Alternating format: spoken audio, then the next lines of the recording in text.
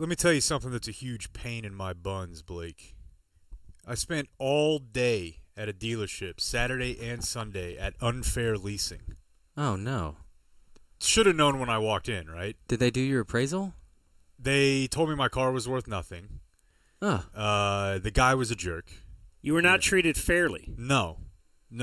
And He tried to hit on my wife, but he didn't know I liked that, so I think it was a sign of disrespect. And they did everything by carrier pigeon. They did, yeah.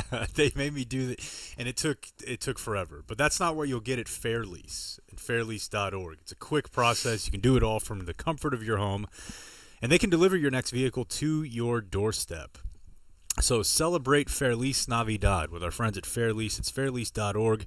Click Request a Quote, and then select the Dumb Zone on How Did You Hear About Us. That's very important to us. It is fairlease.org.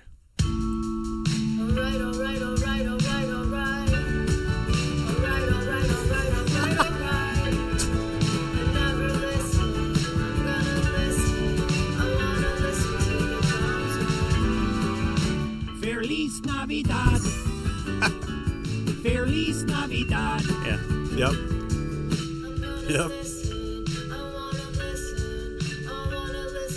All right, so happy Monday. Yeah. I'm Dan McDowell. I'm Jake Kemp. I'm Blake Jones. And, of course, we have Clayton here. No relation to the Plano something coach, Kimbrough. Today, we broadcast live to tape. And live. I guess we're streaming. Are we streaming? I think so. Yeah, look at him. And we're high atop my garage in the den where pregame talks of how to revamp this thing, how to step this thing up a little bit, how to. What'd you decide on? Well, we did this. Clayton put that behind you. Yeah, I saw that. That's a nice touch. Dumb Zone logo with a couple of Lone Star beers on either side of it. Hell yeah. So I see him. So that's really step one. Okay. But stay tuned. Well, step 2 seems to be you turn the clock back around. Yeah, that's an unfortunate that was bothering me over the weekend. development. We seriously can't change the time on it? I'll change the time. I'll do it today. We don't have a speaker for our sit-ins? No, and it's driving me crazy. Blake has ruined the speaker situation. And I left my headset in Galveston. We may have to refund Galveston? They shipped it back today. May have to refund I called this him gentleman. when I was like an hour or whatever away. I was like, what do we need? Do we need this? He's like, no. We're an absolute mess. Yeah. Yeah, we suck. And we got a big sausage party up here today as we got a couple of dudes sitting in. Oh, so Jake has the sit-in guest headset? Is that what's going on here? Mm-hmm. I was not made aware of that. I just thought we had extras. We do. I forgot it. Hell yeah. Am I allowed to use your name? Okay, this is Grant Reeves. He is sitting in today. He looks like a Grant Reeves. You think? Yeah, because Looks put together. yeah, he does, but I also know that for sure this guy's thrown a keg off a building before. He looks to me, whenever I think Grant Reeves, I think of Bryant Big Country Reeves, and this guy just has like a Big Country Reeves vibe to me. That is my nickname. He's trying to turn you hold on. on. Yeah. Okay, just everything sucks today. How's it That now? doesn't work either? Oh, well, it's fine. We'll figure it out. He says that is his nickname. He was an offensive lineman at Kansas State, and he's a large man. Okay. You ever And killed? Yeah, I should probably stop asking questions till we have he's here with his brother who looks like, a firefighter. Wouldn't you say? I don't know, he looks like the guy who will keep Grant in line a little bit. If Grant starts to get out of control, he seems like the guy who's the steady hand on the helm, but maybe not. But we'll talk to them later. I'm excited about that. As maybe we can't talk to them now, and I'm getting yelled at about the clock that's turned around. But lots on today's program. It looks like we have sports. It looks like the big sports thing we have is Jared Sandler. Rangers preview time. Weekly? Weekly. With Jared Sandler? Is he going to be on Thursday as well? No. Okay. Because he's all running around with his head cut off like a chicken with the head cut off. Never actually seen it.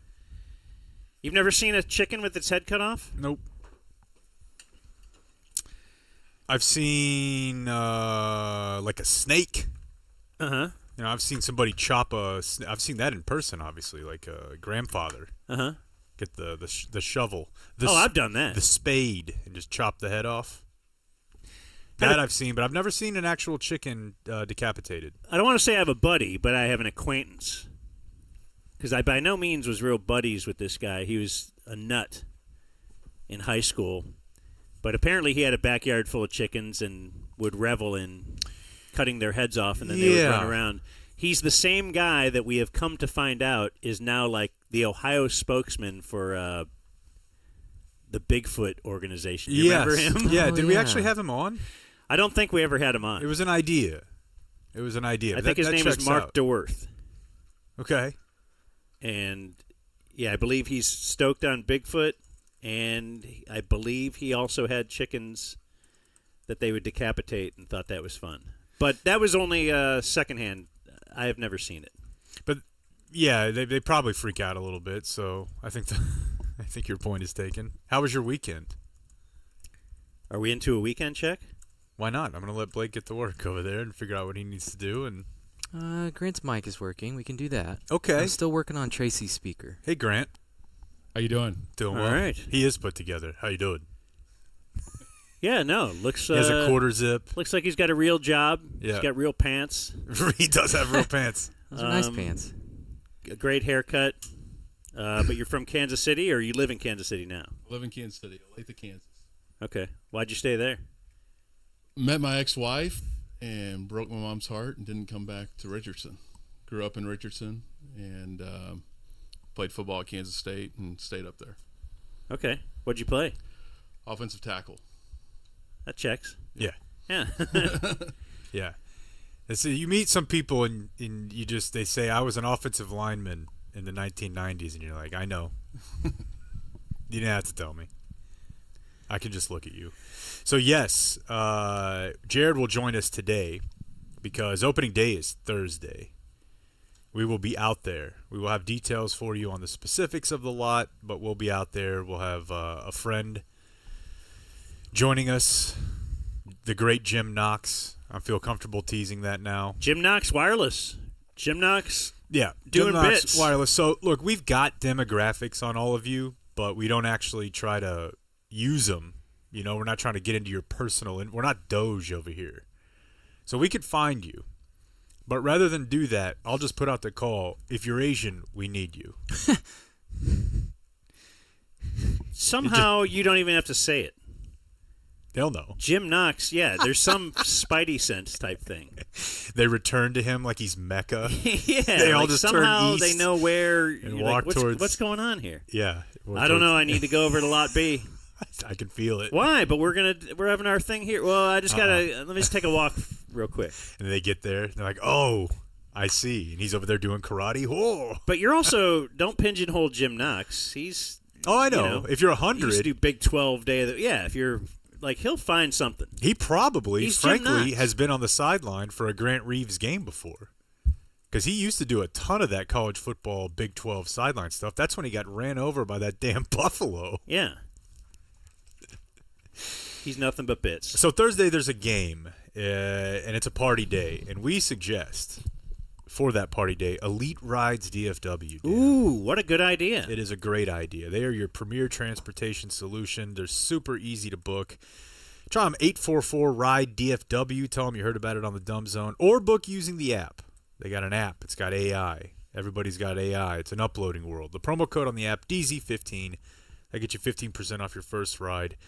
It's super simple. Clean. So clean. They got SUVs. They got mini buses. And you know what you're getting. It's not like Sprinter vans. If you Uber or something, you don't know. What No, kind of and- jalopy.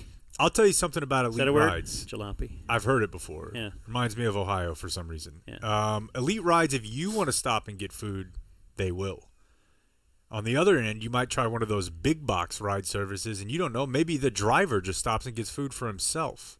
I've That'd had be that ridiculous. happen. Really? You know what? That ride was not elite. No. But at Elite Rides 844 Ride DFW, use the promo code DZ15 on the app for 15% off. And go out to Rangers opening day, which I am doing. Bought tickets. Oh, yeah? Yeah. Very excited. Been a long time. Don't think I'll throw up this time. I don't remember if I threw up last time. Last year? No, like last time I went to opening day, my wife and I and a bunch of our friends, we had a good run going, and it was just an absolute. Oh, yeah. Yeah. Drinking and baseball go together for sure. Okay, weekend check. I will tell you that I have a bunch of things that happened that I'm not really going to get into where I usually would. I would usually tell you about the wife telling me on Saturday, oh, I forgot to tell you that I have a girls' night tonight. Whoa. I was like, ho, ho. On a Saturday? You know what's great about that is sometimes when they're going to go do their own thing on Saturday, it starts a little bit earlier. Oh, yeah. And you like no, that. she went you out at 4:30. You love to see that. Yeah. And then she was like, oh, we might go at 4. Oh, hey. Do your thing. I've already got my plan.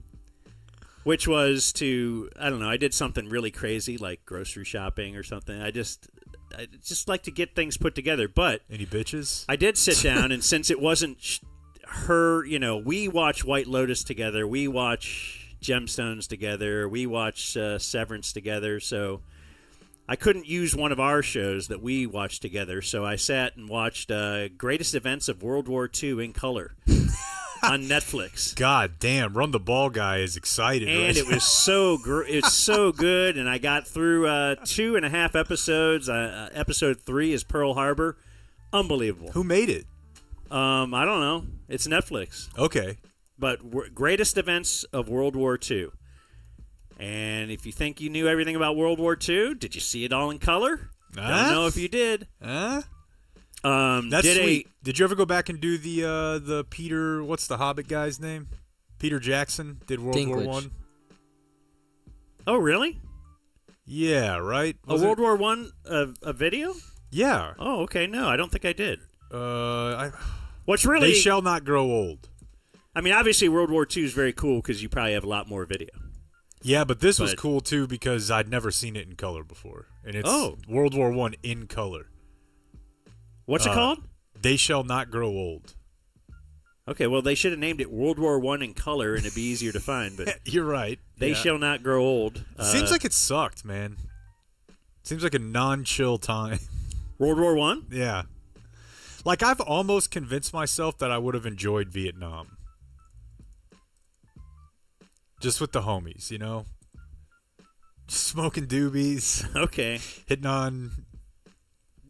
your future, you might bring home a wife. Future wife or something. But World War I and World War II, but one in particular. It's a slog. I just don't think I was built for that. Yeah. Saturday afternoon, interviewed Bo Rollins. Got a little Business Wednesday in the can. Nice. You'll hear that on... From the Gas Monkey place? No, he's the Kangaroo Case guy. Nobody? He Fuck me. He bought a...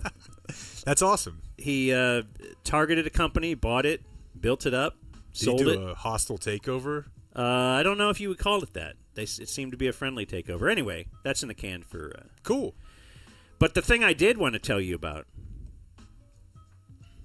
was, or is, I guess it could be considered a big deal because it was a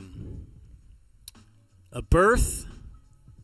Well, first there was a death and a birth. Mm-hmm. And oftentimes in these situations, they do go hand in hand. But you may remember 2020. Mm-hmm. COVID? That's a long time ago. But yeah, 2020, a long time ago, is when me and my little iPhone 12 mini got together. Oh, no way. No. It fits so perfectly in your hand. So now here you are, and you're like, oh, I need to check something out. I need to play a little Wordle. I'm going to just do this just with one hand. No way. The thumb can go right up and down there. I bet he found like an 11 online. No, he went... Did you come to the dark side? So I said, look, they don't even offer this Mini anymore. No, it belongs to the Smithsonian. Yeah.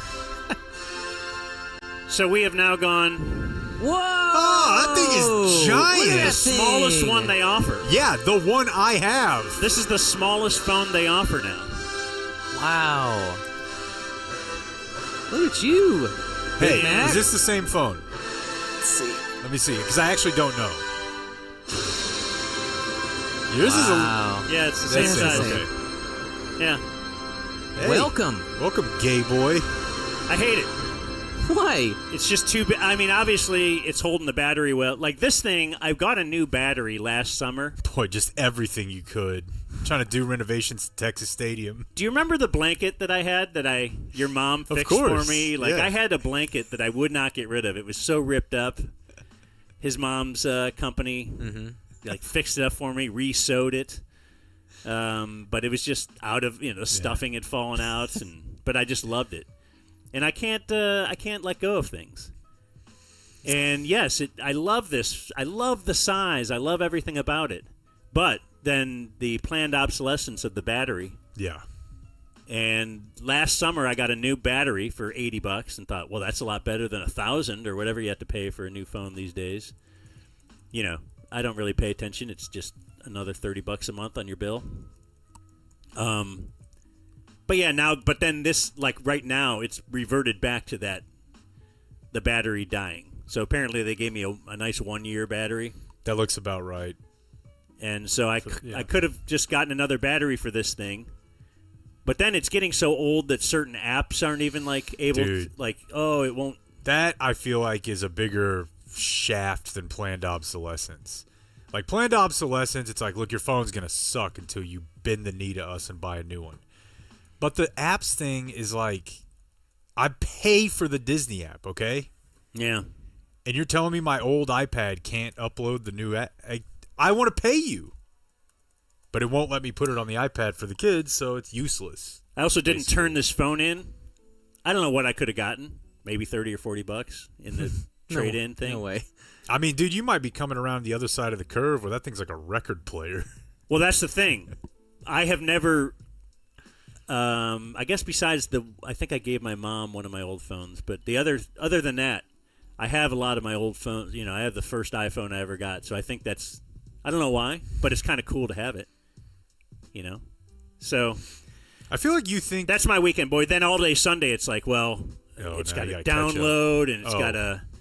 It took a couple hours, the transfer, all this kind of stuff, and it's a lot easier now than it used to be. It is a lot easier. Dude, kids don't remember. Yeah. So I plugged in an old hard drive of mine the other day from 10 to 15 years ago, through multiple converters. That's exciting. Dude, just don't do that with your wife in the room. You never know. Of course not. Yeah. It just really took me back to the days of having an iPod and downloading thousands and thousands of mixtapes and having to keep them on a hard drive so I could drag them over to my iPod or manually copy them into Apple, I guess, iTunes. What a beating. Do we realize how podcasts? I found 4 years of Fresh Air podcasts on a hard drive that I would drag and drop over on my iPod every couple days.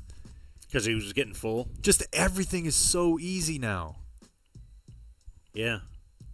Did you ever have a CD collection? Oh, yeah, dude. And so you had to go take all that time to load them into your iPod? Oh, yeah.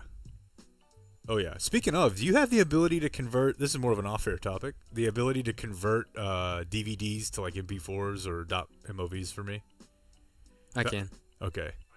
I have a treasure trove down here. Yeah, Clayton definitely can. That I found on the move. It's just 5 DVDs. Elgato? Do you use Elgato? Or Elgato is a thing, I think, for...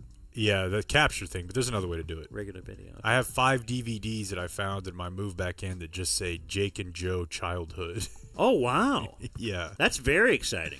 DVDs? Yeah, they're on disc. Unexpected tapes. They've been through that process. Oh, okay. So it got digitized and... Okay, good. Yeah. Maybe I may have some fun. Some fun battles to show you soon. That's what we did this weekend was drive home. Saturday was sick, though. I rented a golf cart for the first time on the beach. That was awesome. It's tearing ass. Kids are loving it. They're simple. You drive 20 miles an hour in a golf cart on the beach for half an hour, and it's the most fun they've ever had in their life. Did you let them drive? Yeah, let Nora drive. Do the pedal. Sit in my lap a little bit. Chappie's about to cop one up in his retirement community. Of course he is. He bought like it's used, but it's like super tricked out. They're not as expensive as I thought. It was like $5,200. And they'll use it every day. I remember I once priced used Segways. What would you have done with that? I don't know. It was obviously silly. A bit? It was too much. Yeah. This is not a bit for my dad, like dude. $200, I'll get one, but it wasn't. It was like $3,000. But he'll drive it to the gym within his community, the pickleball, pool, golf. Like, he just will take it everywhere. But they love it, though, the kids. It was a lot of fun. I did have a moment where I was like, do I have rich kids? Like, because my mom was self-employed, like, starting her senior year of high school, and still is now, 50 years later. Do really rich people have the same thing that they're worried about it? What I think middle-class people kind of have is I'm just worried about them not understanding. You know, we had to pack sandwiches to go to the ballpark when I was a kid, and now you're just going to get them nachos and hot dogs. Like, my wife is really into that. Like, making them suffer more. Yeah, I know. We need to. Her heart's in the right place. Because she suffered. I don't know. I don't know. I don't have a good answer. I listened to you and Bob talk about this for 20 years and thought about it a lot, and I don't have a great answer, but it's like... Now here I am. I can go get a golf cart. Yeah. It's not going to put me back. You're not buying a golf cart. You're renting a golf cart. But just the whole weekend of like, hey, your grandparents have a beach house. Yeah. Now, again, my mom is a grinder. She's been self-employed for 50 years. This was like her dream. She pulled it off. I'm not sitting here telling you that like she could retire tomorrow. But she made it to this point. And I remember hearing about kids when I was growing up. They're like, oh, my parents or my grandparents have like a lake house or a beach house. Being like, what the? You just go there? Yeah. And my kids just don't even realize, like, this is crazy. This is like people's vacation. And we're just down there. Yeah, it was a great time. Turns out, everyone, if you remove alcohol from the situation, you're a lot less likely to relitigate all of your family disputes and trauma of the last 40 years. You just kind of hang out. Enjoy each other. You're doing a lot of bad mouthing of alcohol these days. It's pretty sick. Yeah. Every week. It's like, man. No, but you know, I actually enjoyed this movie. There's a weird thing, too, where I think if you're like a go-hard guy and the people around you drink, I feel like they drink more. They start to come to your level a little bit. And now it's like... that gets everybody? And now, I think so. And now it's a little more down for them, and everybody just has a chill time. I enjoyed it quite a bit. And then yesterday, just a freaking disaster. Okay, so when we drove down, nailed it. Filled up the night before, or that morning, whatever. Everybody had gone to the bathroom. Totally good. Water, snacks. Drove 2.5 hours, had a 30-minute lunch, drove 2.5 hours. Never stopped. It was zen. Beauty. Yesterday, 3 stops before halfway. It was a mess. You're not making that time up. And I was trying hard, too. When I got to 100 miles from 30 on 45, I said I want to make that in 75 minutes, and I did. Dang. I was bawling. That's awesome. I mean, you guys would have been proud of me. Yeah. But I don't have much else other than I watched White Lotus last night. I don't know. I guess this is a spoiler if you haven't seen it. So skip like a minute ahead. But that show sucks. It's not a good show. It's never been a good show. Behind. But. Well, you know how it is, though. Like, you've said before, the build-up to it is just like, dude, come on. There's a lot of planting seeds. I'm confused as to whether I like Severance now that I've seen the finale of episode or of season 2. This weekend did not do a lot to get me because I was like real close to, I'm just going to bite the bullet and do this. It'll be cool for the show and Dan. And then over the weekend, everyone's like, I don't even know if it's good. I'm like, what? Like, it's very cool, but it's like all the journey and never, like, I thought I'm going to get a little payoff. It's season 2, the finale, and I don't feel like I got any payoff. That's the thing about I feel a show. like the writers and the producers are really jerking off on each other. About That's how I feel about White how Lotus. artsy this is, but what does it mean though? Give me something. That's how I feel about White Lotus because it looks incredible. They go to these exotic locations from Italy to Thailand to Hawaii, and it looks super cool. There's a cool soundtrack. It's just not that much happens. And Mike White, not the Jets quarterback, but the guy who created this Western show. Kentucky? Great work. I think you're right on. I saw a comment from him after the viral scene last week where Sam Rockwell is telling Walton Goggins that he's so addicted to sex, or was, that he was paying dudes to bang him while an Asian prostitute watched. And Mike White was interviewed, and he's like, I think I'm a little bit of an edgelord. Like, A self-proclaimed edgelord? Yeah.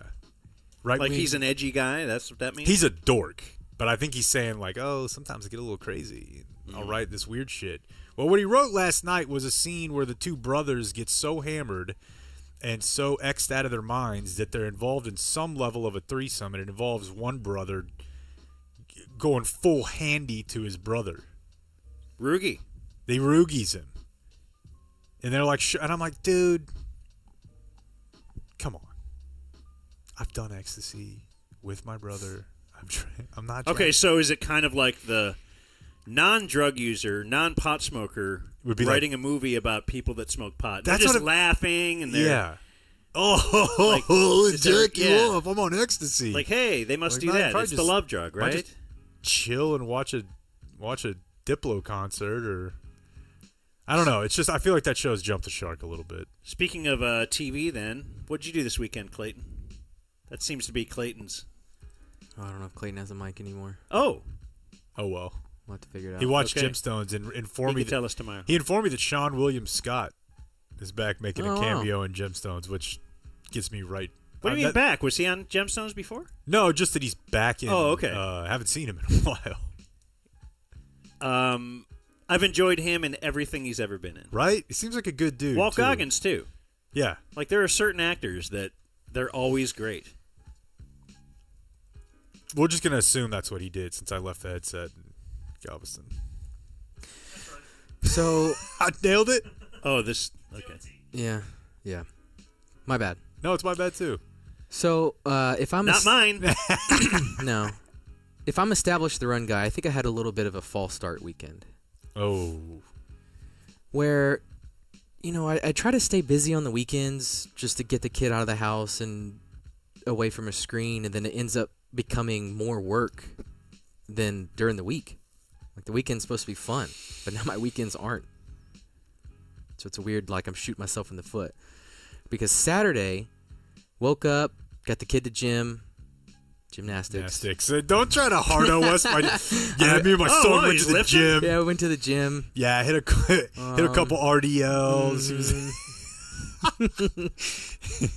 I bet that is what you tell people who don't know your son tumbles too. Well, yeah. We just go every Saturday morning. We're at the gym. He and I hit the gym.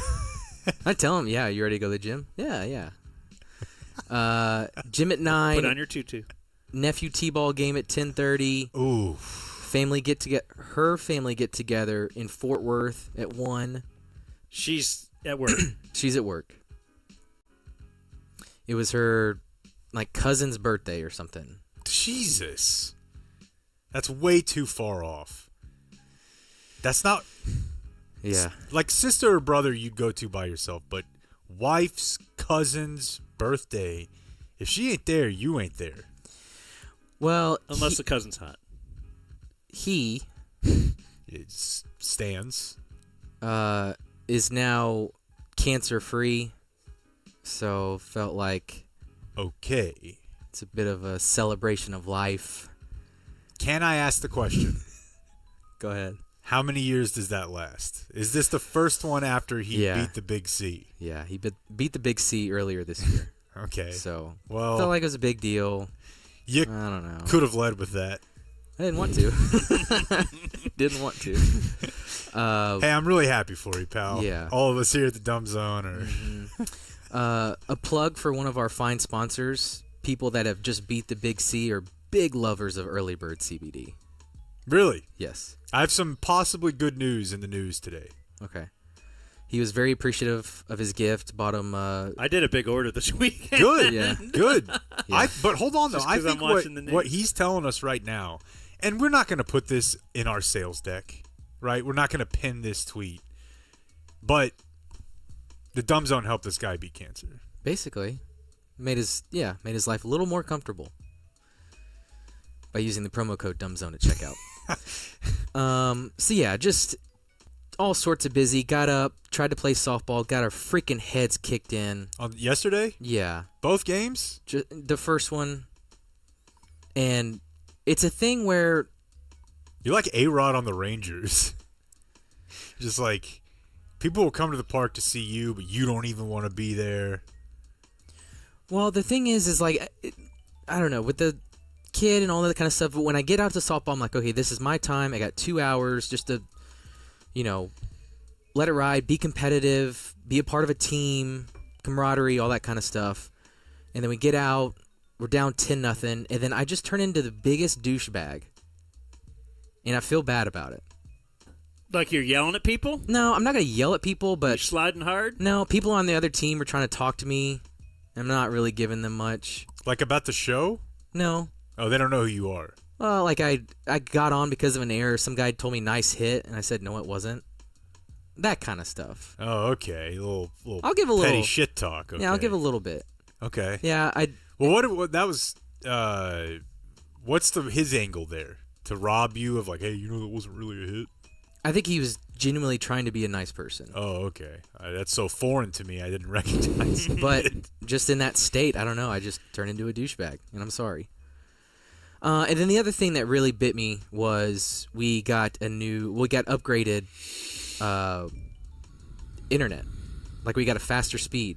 And I'm pretty sure it's because of Ownwell, if I'm just going to turn this into a giant spot. Yeah, why not? Because I just got an email from Spectrum saying, hey, you're eligible for an upgrade. I didn't do anything. I know Ownwell had recently checked the price. Maybe they did it. Maybe they... I don't know. Who knows? Anyway, had to get a new modem and router, and I couldn't change the name back to the original name. So I had to make a new one, which means the TVs had to get reset. Our Nest had to get reset. Yeah. My sprinkler box had to get reset. Our phones, our tablets, everything in our house had to Garage get door reset. opener with me. Just yeah, like everything. It was a ginormous beating. Yeah, that is, man. That's an underrated thing. And I have those like Euro repeaters, Yeah, we have So you a have to mesh go in extender too. and kind of Yeah, jigger had a to few do with things all like that happen with the new phone too. Yeah. A couple things don't know the password, and it's like, oh no, I don't either. It's got to be one of these 3 or 4 things I always use as a password, But then there's a couple variations on those too. Like, well, maybe I put an exclamation point, or maybe it's capitalized, or yeah, it takes a long time. Modern beating. For sure. Well, I'm looking at Dr. C's picks, and he didn't have you guys winning either one of these either. Well, he can suck it. Wait, you won the second game? Yeah, we won the second one, but Well, 14-2. But he's a guy who remembers the losses more. Yeah, for sure. I've Yep. been in a pissy mood ever since. Yeah. And then add this Wi-Fi nonsense onto it. But good news. God, you're boring. I think the word nonsense is run the ball guy. Uh-huh. For sure. Yard's getting aerated today. Weed and feed. Little We're gonna get slant flat mesh, or you're gonna drive the corner on so the stick is the underneath route, and then the inside goes corner on the yard. air raid. That's good. I don't understand. That's very good. Oh, aerate. Very good. Very good. Was it good? I think so. The Kansas State guy. I think so. Yeah, he Okay. nailed it. So we're at 1st and 15 right now, but Here's why three that's good funny. runs gets us into I don't 4th know and what short, and then we aerate can go means. for it. Like the actual term. I think it means plug I think holes. they poke holes in your dirt, Okay. Yeah, so water and then air gets down in there. yeah, you can get to the soil. All right. That makes Because- sense. Because that's how they those you see the rolling fields of I don't know, Scotland or wherever has a rolling field. Like that's what they do. They have to do that, or else the grass just won't grow. Like if you don't weed and feed, like you can't, like these forests. That's how the So forests is my are- kid a real kid? What do you mean? Oh yeah, I mean, sometimes you got to aerate the pussy. my kid also Get a little medical I help got fake there. kids too. Yeah. We're real, though. Was Blake done? Yeah. Oh, okay. Sorry. You want to do, should we do sports or Today in Twitter to start things off? Man, I don't care. Man, I don't care. Let's do Today in Twitter because it's also... The Dumb Zone presents... It's also sports. Today in Twitter. And it has a sponsor today, Qualis Roofing. Qualis. QualisGC.com. They put the roof on my house. Look at it, Grant. Right above us. Yeah. Are you dry? Thank you, Qualis Roofing. Are you getting sunburned right now? No. Thank you, Qualis Roofing. No. Are you nice and cool and comfortable? That's right. Qualis Roofing. They're awesome. They're big supporters of the program. So much so that if you just call them or schedule a visit just to get your roof checked out on their website, they will give you a free subscription to our show or a Dumb Zone t-shirt. And then if you get a roof from Qualis, like I did, they'll give you a free sit-in. And you can sit in our studio or here at the Den. Or maybe you pick a Cowboy game watching party. Anything you want. Yeah, anything you want, all while knowing that while you're enjoying the show, you will not die from a faulty roof. Yeah, they That's say the one guarantee we can make. you're supposed to get your roof inspected. Insurance Every day. companies would like you to do it every 6 months. Oh. I would say at least every year. It sounds like And I never even thought about that. And No, then, never. Yeah, but you should do so because they might be able to help you out. And if you got to deal with your insurance company, they'll do it. Like they take that off your plate. They do all the calling back and forth, and you just get a beautiful new roof. And they're going to leave stuff everywhere, and it's going to be gross and messy. Ha! No way. Cleanup's excellent. Check them out, QualisGC.com. Yeah, there's a lot we can get to. Let's pull up our. Let's. I saw this. This is a quickie. Okay. Yesterday was the anniversary, apparently, of Brian Collins, Ball State freshman Brian Collins. Dan. I always think of Dan when I see this story. Okay, this is Brian Collins. 20 years ago, this weekend. This is what happened on Ball State student television or whatever. Yeah, they're doing sports. The Indiana Pacers are looking for a measure of revenge tonight against the New Jersey Nets and to strengthen their playoff hopes. The Nets won the last Sunday's matchup 94-85, which left the Pacers one game behind the Chicago in the 7th series spot. Let's check out the highlights. There are pictures of Steven Jackson's David... basketball players passing and making shots. Reggie Miller's looking good. He shoots a three, and it's good. Later, he gets the rebound, passes it to the man, shoots it, and boom goes the dynamite. The final scores ended up with the Pacers 63 to the Nets 61. So why do you always think of me? Because everybody played that. This is probably like my E-Bombs era. Mm-hmm. Like I was, do you know E-Bombs? E-Bombs right? World. Were you on into that? That was my homepage, and so this was just constant. Like this was like a quotable movie to me.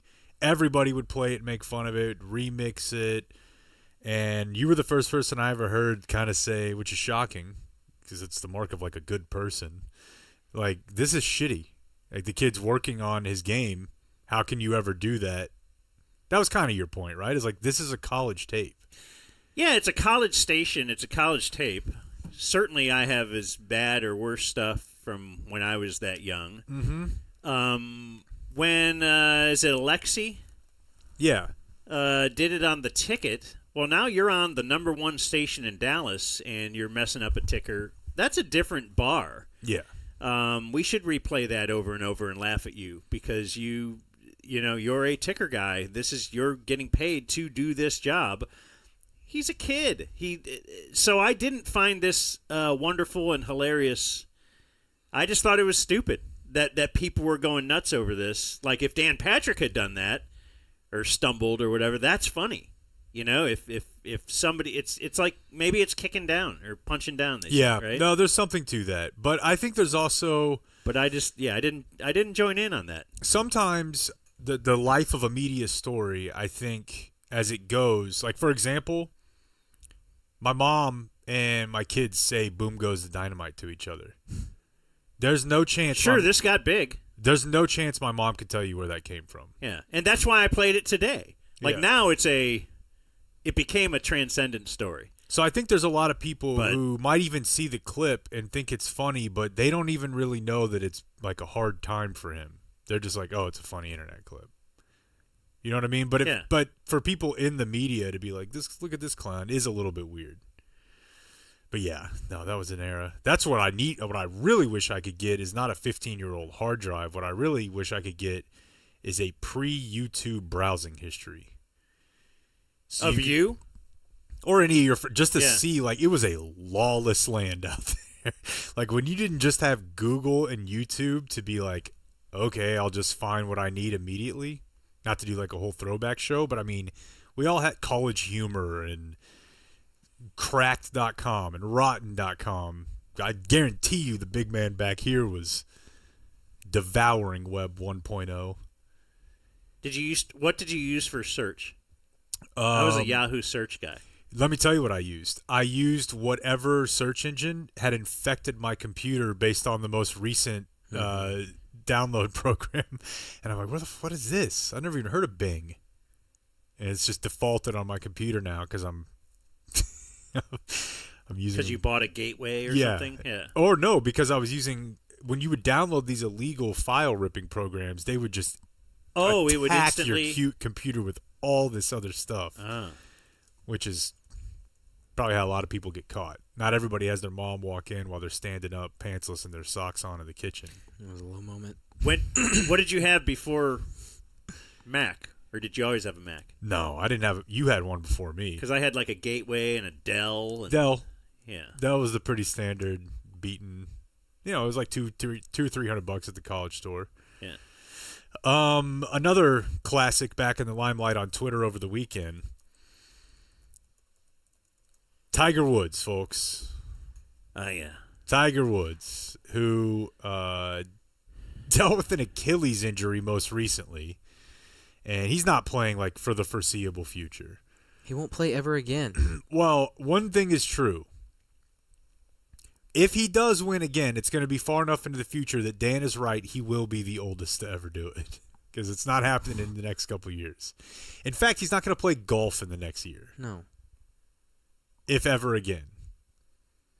But I don't like what I'm hearing here. what he is doing is finding love and improving his personal life. We go to a tweet that he posted yesterday afternoon. It's a photo of him and a woman that looks a lot like the lady he was with before. I don't know, Elin Nordgren or... It seems like he has a type. A type. And what was the skier lady? Lindsey Vaughn? That's what this woman looks like to me. And this woman is Vanessa Trump. Oh. So his type is hot blonde? Yeah, and like a certain level He's of like... weird. Well, no. Hold on, though. I think you take that... Like, I'm not interested in her at all. Legitimately, that she does nothing for me. But think about it, like... You know, I mean, different people, different... She's just not...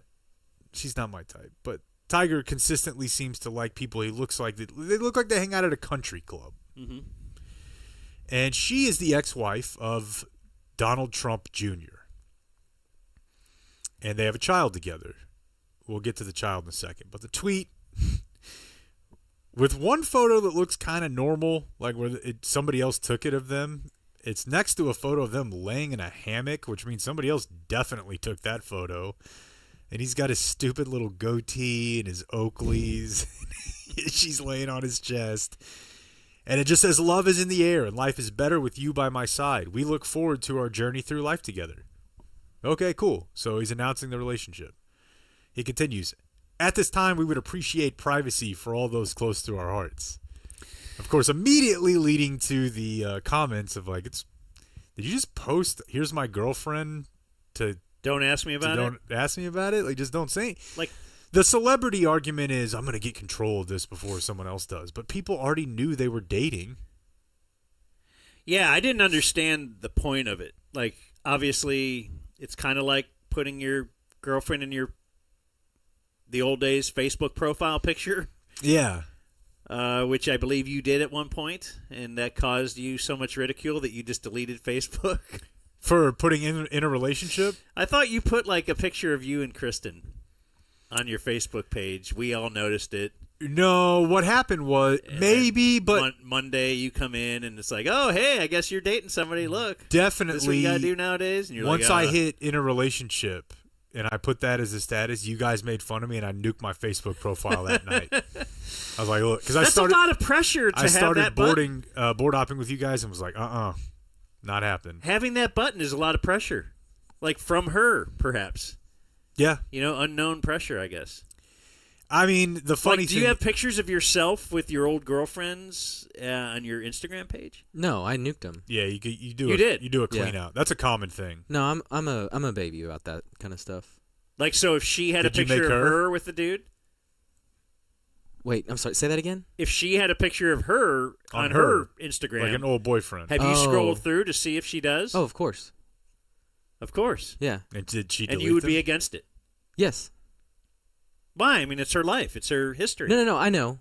At the time, I'm more with you now, but 10 years ago, when I'm 25, no, that stuff bothered me. Yeah. Especially That's like when you want a body count. For sure. That's yes. Now you're you at- have no interest in that. Yeah, I would tell my former self to don't ask. To be honest with you, if I were single again right now, if I were going to get back in the game, the only role body count would play for me is I would be like, are you over 50? Because otherwise you don't know what you're doing. And I'm 40 and don't have any time to waste. Yeah. Like, I'm not interested in a lady who's like, oh, I was just with a couple people and my husband. I'm dying. We need to get weird. But when you were in your 20s, Yeah, you yeah. cared, Everyone right? was like that. Oh, yeah, And it's the other ridiculous. the other thing that was weird about it, too, like in your 20s, was you would still see the guy out. Oh, my In my gosh. case, like I live in my hometown, So I'm like, boy, if I scroll back a couple months on my girl, here he is. It's that guy. Right. He's here. Can't have that. And you know the crazy stuff she's doing. So, oh, my God. Yeah, right. They didn't just come up with They didn't that bring you to now. the big leagues at 19. Yeah, she's You put in some she's been plate working appearances. on her game. Yeah, off in the side cages. And so, yeah, that guy's was the beneficiary of that as well. Or maybe he was the teacher. So one funny thing about the Tiger and Vanessa Trump thing, and I could see this, like, if the children of very successful, famous, wealthy people wanted to complain, I could see this as being something to complain about, because an account called Nuclear Golf, it's just like a meme account for golf, posted about the Sage Valley Junior Invitational this weekend. That is a 16 and under, I believe. 16-year-old Miles Russell at 9 under par. Remember that. Won the tourney, one of the most prestigious junior events in the U.S. Other notables: Charlie Woods, 11 over, tied for 25th out of 36 boys, and Kai Trump, 52 over, Dang. 24th out of 24 girls. Kai Trump is the daughter of Vanessa Trump and DJ TJ. So we talked about this when it They was suck. announced they would be in there. Yeah, they didn't really belong in that tournament at all. It was kind of a Annika Sorenstam and the colonial Yeah. type thing. It was there are invites that you can offer, and I didn't know it was even at the junior level, but apparently it is, to get your tournament a little pub. Maybe that's good for you. Now, it's definitely because of pub, but it would be even bigger pub if there was a story. Well, I don't know how old they are, but here's my general point. When they're of age and consenting, can Charlie hook up with Kai? What do you mean, can they? Well, like if Tiger and the mom get married. Oh, yeah. Because he's already probably crushing They on her will. a little No, I bit. had a- She's hot for a kid. He's hot for a kid. They're both...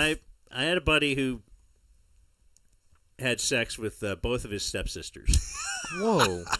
Damn. And his brother ended up wanting to marry one of them.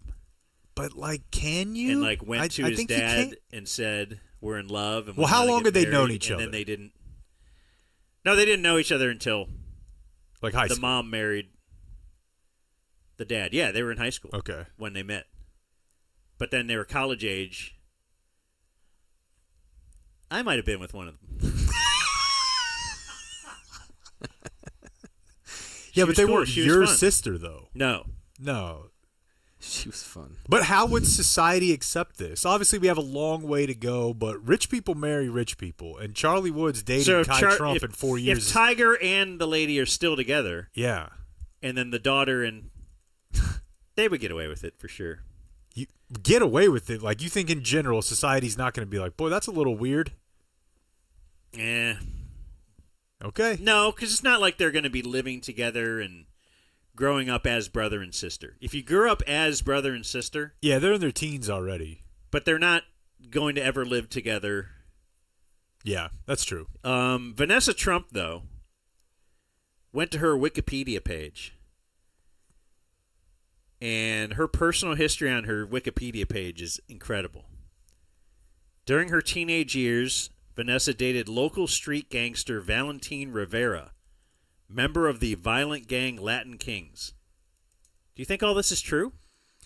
I think so, yeah. I've told you about some of this before. In 1998, the rumor was she was dating Leonardo DiCaprio. From 98 to 2001, you've told me this. Vanessa dated Saudi Prince Khalid bin Bandar. There's more names, but anyway, you get the idea. He's a Saudi prince. The relationship ended in 2001 when bin Bandar left the U.S. after his ambassador, who was the father, or his father, who was the ambassador to the U.S., was suspected of having indirect ties to individuals linked with Al-Qaeda. That's So- a super funny reason to break up. So we've broken up now. Babe, it's not you, it's me. My dad did 9/11. Yeah. I gotta go home before they figure it out. So in Insane. 2005, she marries DJ TJ. He proposed to her with a ring that was a $100,000 ring. My goodness, he loved her so much he spent $100,000. Actually, he did not spend the money. He got the ring as a gift from a jeweler in exchange for proposing to her in front of the jeweler's store with paparazzi around. I'm sorry. I know the guy's a Nepo baby. That's a genius move. That's 100% Dan giving his wife a pajamagram through the station live spots. And that's genius. And I just have to got tip the cap. Right, my wife would be upset at that. Well, I'd be like, "Look, I got the $100,000 ring. What? You'd rather me just pay $100,000?" Yes. Then they had 5 children together. oh wow, there's so many of all of them. So many Elon babies. Isn't and she looking Trump great babies. for pumping out 5 kids? I would think. Yeah. Kai is the oldest, born in May 2007. Got divorced from Donald Trump Jr. in 2018. And then, started dating Tiger, it says, in November. And now their relationship is public. I mean, pound for pound, as it were. If you were to throw the run of Leo, a Saudi prince, and DJ TJ, and Tiger Woods, that 4-pack of wealth in 20 years, I don't think you can find another woman who's going to put together a murderer's row like that. It's the most famous athlete, Tiger. It's Trump, the most famous actor, and fucking Saudi Arabia, right? The money doesn't end. That's a run. You know, you stack up like Kim K, and you're like, okay, Kanye, but then from there it's like Chris Humphries, Which or makes something you like wonder, though, like usually, how can I say this? Usually, like, it's the hotter, more high-profile ladies are, in a way, less desirable to be with, let's say, in bed. Right? Isn't there some kind of a balance thing of Yeah, for sure. she's There's a working for it. yeah, she's going to work for it or she's just going to lay there, all that kind of stuff. But then you think of certain ladies who are in these circles, and you're like, well, she must be great, though, because she's working hard within that. I mean, world. It's kind of like the Mike Leach offense. What if you actually got 5-star recruits to be in that offense? Well, then they're going to put up historic numbers. So God, I love that if she analogy. actually is going to work hard, if she's going to hustle after every loose ball and be this hot, yeah, then, yes, now she is the cream of the crop and can land a Tiger Woods, a Saudi prince, the president's son or whatever. Look, this is not quite the same resume, but, again, Donald Trump Jr.'s current girlfriend is the ex of Gavin Newsom. Like the possible Democratic candidate. So there's mobility. Like, you get to that point, you just keep grinding. That one Nookstra's bagged Bezos. Look at that lady. That lady looks like a hooker. The new one? The new Bezos lady? Yeah. Not the teacher. Yeah. While we're on it, congrats. Yeah, congrats. While we're on it. This is the chick that Elon was eyeing at the... Zuckerberg was eyeing her. Oh, was it? Yeah. Elon was talking to her, but Zuckerberg was the one that was scoping her rack because she was wearing like a lingerie bra at the inauguration. And speaking of Trump, we're not talking politics. Lay off me. This is hilarious. He had a post over the weekend where he took issue with something, and I think this is super relatable because, there was Dwayne Wade, but there's been Leo Messi. What are some of the bad portraits, sculptures we've seen of sports icons? Oh, yeah. Just terrible. Yeah. And another version of that is the portrait, when somebody decides to do a portrait of you and it just looks all jacked up. So somebody in Colorado had one posted, and Trump posted about it. If we can read it. This is the actual shot. I actually don't think it's that bad. It looks like an old painting that you see of presidents from like the 1700s. Mm-hmm. It's very soft. Mm-hmm. Like it looks like a painting. But he was not happy with it. Nobody likes a bad picture or painting of themselves, but the one in Colorado in the state capitol put up by the governor, along with all other presidents, was purposely distorted to a level that even I perhaps have never seen before. The artist also did Obama. He looks wonderful, but the one on me is truly the worst. I credit him for pointing out that he likes the Obama one there. Yeah. I thought he was going to say the Obama is good, but he's the worst president ever. In any event, I would much prefer not having a picture than having this one. People from Colorado are calling to complain. They're angry about it. I was speaking to their radical governor, who is weak on crime, in particular with respect to the Latino gangs. He should be ashamed of himself. So he did manage to take a shot at the Democratic governor of Colorado. He also says she must have lost her talent as she got older. Did I miss that? That's right in the middle. This one's funny because previously, like his two most, listen, I'm going to have the hot take. Trump is not Hitler. Trump is not Kim Jong-un. But this is super dictatory. Like the previous funniest thing was when he would say he would win golf tournaments or that he was 6'3", 215, like verifiably false things. Yeah. But they're harmless. But this one's funny, though, because it's popular in like the dictatorships to have a painting or a sculpture. And usually the people who get that wrong, they just die. Here in America, that's not so much the case. But and then my last one for you. You guys watch any college basketball over the weekend? I haven't watched 1 second of it. Not 1 second. Is this today in Twitter or sports? We're still in today in Twitter. Okay. There was a big Calipari v. Pitino matchup yesterday, as they have both found themselves, one at Arkansas in Calipari's case and St. John's in Pitino's case. And they're like anachronistic. I just don't know if they make them like those guys anymore. Like they're dirty as the day is long. They've both been wrapped up in all kinds of scandal. Generally just a-holes. They both had their, high points, and then Pitino was like in Greece coaching, and then he was at Iona, and they're also,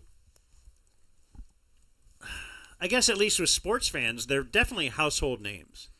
They are, but I do think a lot of casuals think they're the same person or can't tell them apart, my wife included.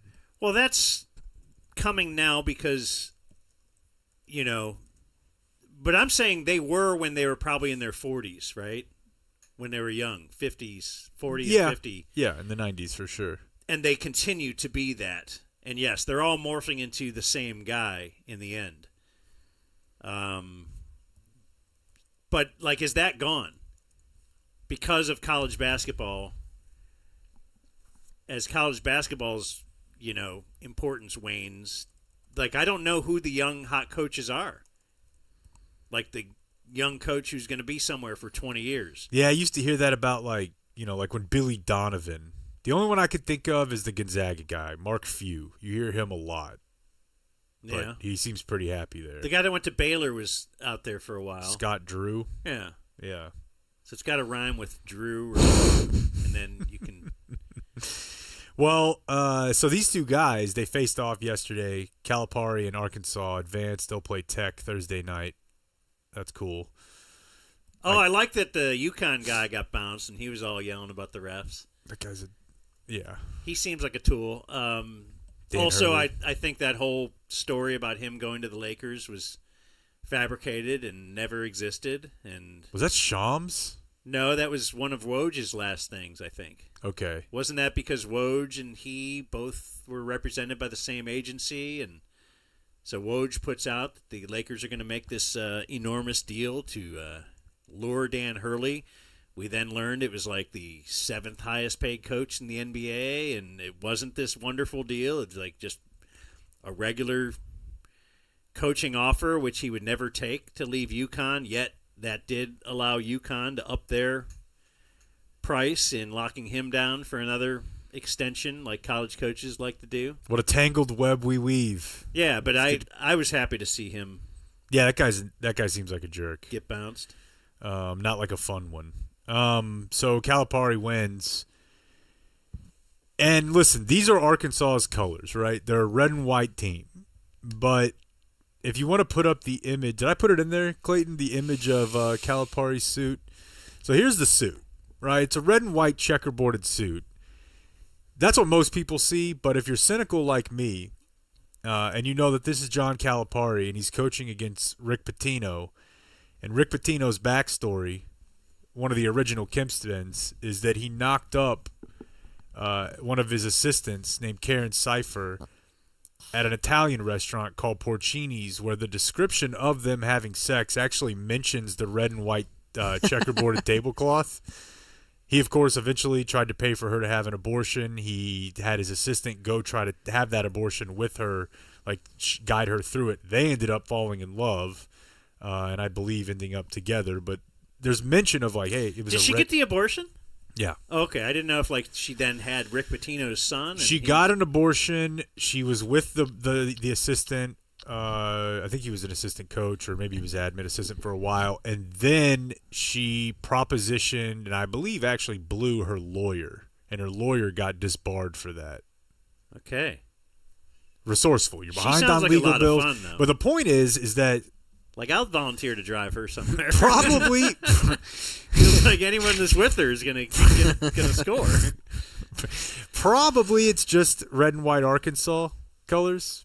Yeah. But to those of us who But it works, remember too. Porcini's, because I read an article about them in the lead up to the game, a long athletic article, and I think it's kind of all a crock of BS, but they claim to basically not know one another. And it's that deal where you're such an type A egotistical jerk that you are like, I respect him, but I don't even really know he's there. Because by acknowledging him, that means he's like on your level. So they're sitting up there being interviewed together before the round of 32, and they're like, yeah, he seems like a good coach. We've spent zero time getting to know each other and don't really care to. There's no fake buddy-buddy. It was just like, yeah, he's a good coach. Old Italian guys making fun of each other for banging on a checkerboard tablecloths. And that's Today in Twitter for today. And that was Today in Twitter. There's a lot. There's a lot in Twitter. A lot of stuff going Things on. are happening. One-day doors and closets. That's how you can replace your interior doors in just one day without any big construction in your house. And that makes a big difference. Walk around your house, kind of look at your doors. You see like, oh, yeah, that's kind of worn out or it's kind of messed up. Just putting in a new door. What do they say? It's like hanging a new piece of art in every room. It really is. It really is. And I'm not an art guy. You get the art, you're like, what do I do with that? Just look at it. With a door, you get a nice color. It pops. It doesn't open and close all funky anymore. It just looks good. This is a massive upgrade. And 1 day is a big deal. You could have this done for your wife or your husband just by the time they get home from work. So imagine if Tony Busby had done this instead of buying expensive art. The lady he brought home wouldn't have been able to ruin that. Didn't she ruin an art piece? She did. No, at first I was confused where you were headed because you were like, Tony Busby could have done this instead of, and I didn't know if you meant like prosecuting Jay-Z for being a pedophile or any of the other stuff. Buying a tank. No, yeah. I mean, the art thing. It plays, though. I like it. Yeah, but they also don't buy art. Right. Buy a door. Buy a door. I need two. They have advanced technology ensuring doors will even fit when the foundation has shifted. How do they do that? All kinds of doors. Hinged. You don't even know what that means. But hinged is these. Okay. Right, with the little things on them. Sliding. Okay. Not sure what bifold means. Do you know what that means? Yeah.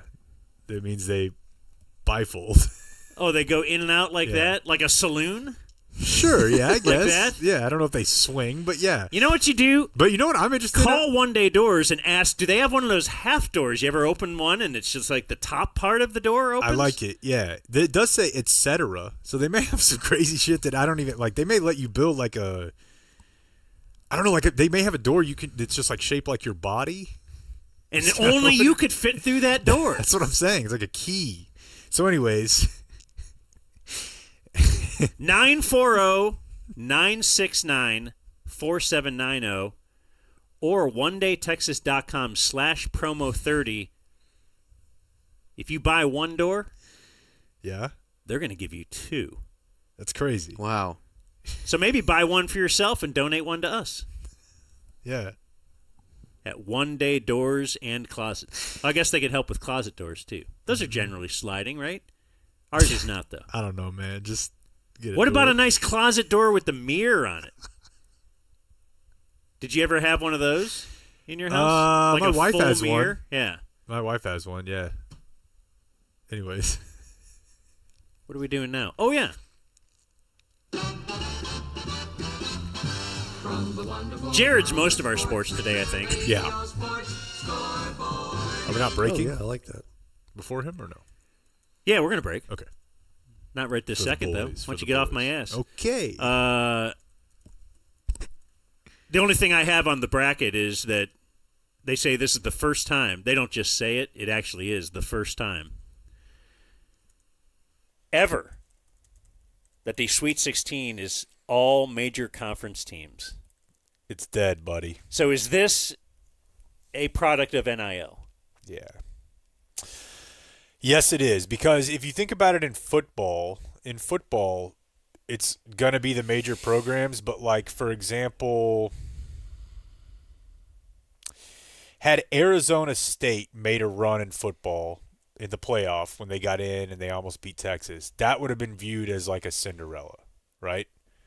Because you're comparing Arizona State to Texas and Alabama and Clemson and Ohio State. But in basketball, we need these – because Arizona State, I guess is what I'm saying in football, they're still going to have NIL money. SMU has a crazy amount of NIL money. Like, those are your Cinderella teams in football. In basketball, the schools we're used to are – you've never even heard of them usually. You know what I mean? Xavier. Yeah. So now I feel like the gap between, Grand Valley State their chances of making a run now it could still happen, but it's going to happen a lot less. The resource discrepancy is just crazy huge. But the whole thing about basketball has always been you can just get one player. You don't need a strong offensive line and this and that. If you can get one superstar, that can turn your whole program around. In college basketball, though, like it does happen, but you may know this. Kansas State signed some dude in basketball this year who was a big deal. From Illinois. They paid him a ton of money, and I think he was just kind of okay. And he gave an interview about a week ago. He's just bawling, crying, and once they're eliminated, he's like, I basically couldn't handle this. Like, the whole program's like, here. They turned down the NIT. They turned it. You grab a mic if you need it, for sure. They turned down the NIT invite, I guess, which some teams do, but like this dude was just like, I gave you it just didn't work out. You know, he's a 19-year-old kid. So the pressure on him to be the LeBron of Kansas State or something? Whereas like in football, they'll get 3 of those guys at one position at the big schools. Now maybe there's going to be some schools, if they whiff on a quarterback in football, that's going to be a problem. Some smaller schools, but like, how did these small schools make their way though before? That's what I'm not totally getting. Well, I think they still – go ahead. They developed kids over 4 years.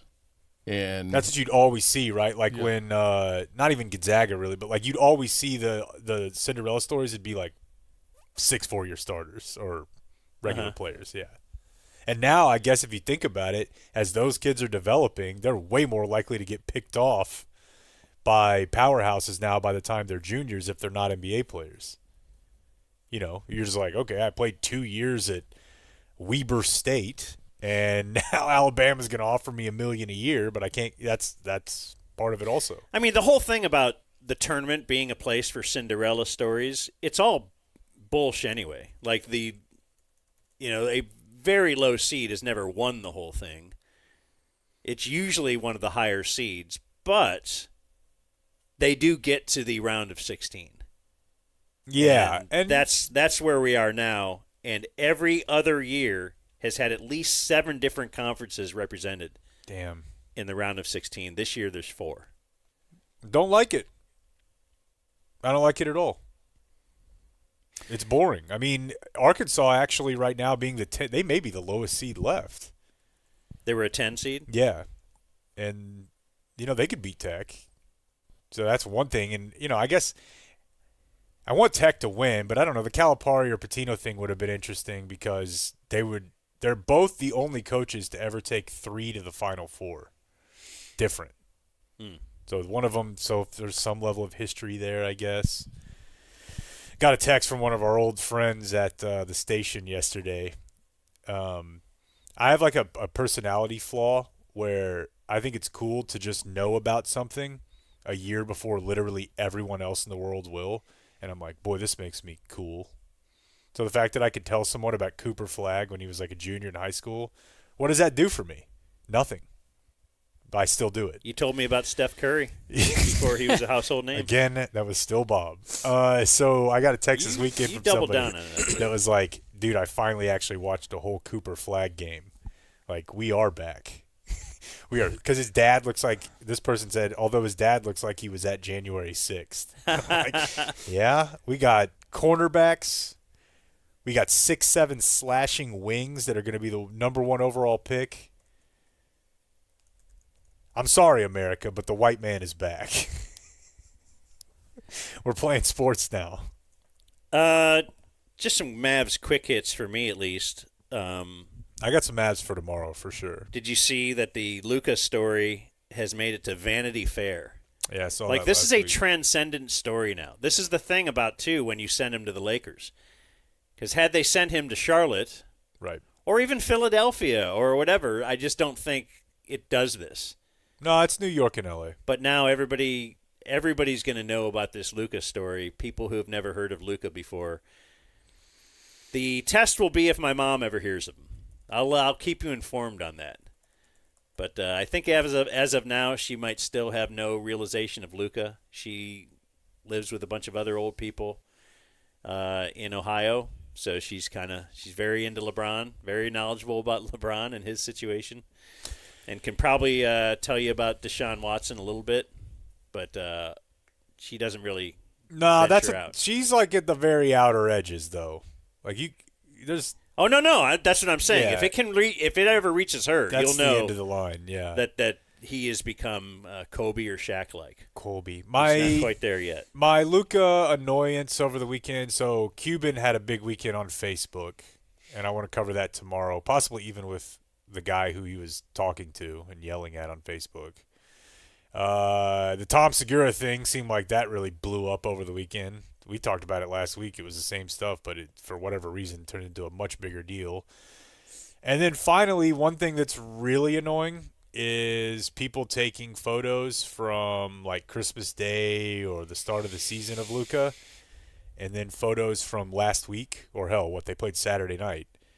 And they're like, look how much better shape he's in. I'm like, LeBron, he does this. Right. He does this every year. He plays himself into shape. He's and always, you know what? dude, he was off for 6 weeks. He always does that. And like, randomly you'll look up and you're like, oh my God, he's skinny. And it happens every season. Once, people used to call that smart because you're like, the point is you want to be good in the playoffs. Yeah. You want to ramp up to the playoffs. A lot of players would schedule their off-season surgeries for early in the season. Yeah. What do you think LeBron's doing? You think LeBron's been hurt? Yeah. It's happened 3 times in the last 3 months. LeBron's like, my finger hurts, and he just misses 5 games. Yeah. Not one of the greats. And then I was just thinking about, I think I heard somebody talking about the Moneyball situation. Ethan Strauss and Jay Caspian King. Okay, that is where I listened to a lot of podcasts this weekend. Okay, driving, all that driving? Driving, beach walking. So they were talking about, how we, the nerds, got carried away with the statistical revolution. And I'm guilty of it as well, because I watched Moneyball. I read Moneyball first, and it changed my life. I'm like, this is awesome. This is incredible. I did grow up thinking that you look at the batting average, and that's the most important thing.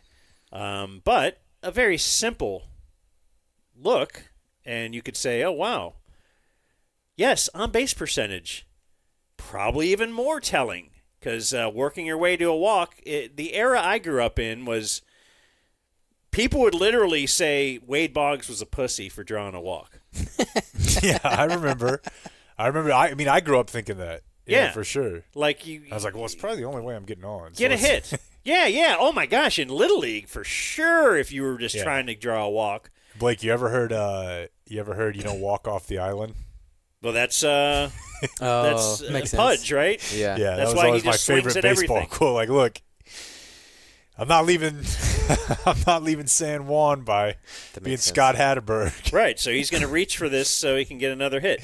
So the thought there is Michael Lewis had us all believing that Scott Hatterberg was the reason that the A's were winning consistently despite the low payroll, and not Hudson, Mulder, Zito, Miguel Tejada. Keep naming the great, position players that ended up leaving in free agency because they got too expensive, whatever. But that just makes me think exactly of Patrick Dumont and Nico, to where Nico is now Michael Lewis. Patrick Dumont is the general public believing that, yeah, you know what? These trades that you made, when you made that P.J. Washington trade, or who else came in that exact same time? Gafford. Daniel Gafford. We weren't that good before, and we added these guys, and look at how good we got. Where you can kind of lose sight of, Hudson, Mulder, Zito, yeah. But you got these other people I bet they could have won some games even if That's they a really didn't good point. land Scott Hatterberg. Do you know how I know? Because they made the Western Conference Finals in 2022. Right. You kind of get a little lost of, well, this guy's kind of interchangeable. What if I interchange him with Anthony Davis? Yep. Anthony Davis is better at defense. He also scores 25 points a game, so he's got both ends of the floor covered. But now we got these other guys, and they're the ones that were really important anyway. But not realizing the reason those guys were so good is because of Luka. It's 100% true. And the thing that frustrates me is, to kind of tie it all together, there are numbers that prove that. I have access to it. You can still look and see how much better everybody's field goal percentage gets when they play with Luka. And you can compare it to the rest of the league. And you can see that he is finishing first in this almost every year. Again, go look at Jackson Hayes right now. Hell, even LeBron, when they play together, LeBron's life is as easy as it's ever been. And kill me, I think. And my final thing is, I'll just say, maybe we'll just save this for tomorrow too. We can have an NFL segment at some point, but Jameis is in the division, bro. Don't love it. I don't I have do to be. love He's going to end up starting. I know. I just want to see That's Jameis. great. I want more Jameis. I don't want to have to knock him out twice on the way to 15-2, but I will. You won't. You get to intercept him a few times. Yeah, won't that be fun? Somebody had the funniest football tweet to me. Blake saw it of just like, we got to draft Travis Hunter now to get him to tackle the receivers after Jameis those picks. Yeah, or He's a two-way guy to. his projected stats, like Malik Neighbors catches 30 touchdowns, he throws for 6,000 yards, and he throws for 40 interceptions. Yeah. It's a Oh, true him outcome. and Malik Neighbors. That'll be fun. Mm-hmm. Yeah. All right, let's talk to Jared Sandler in a minute. The Dumb Zone.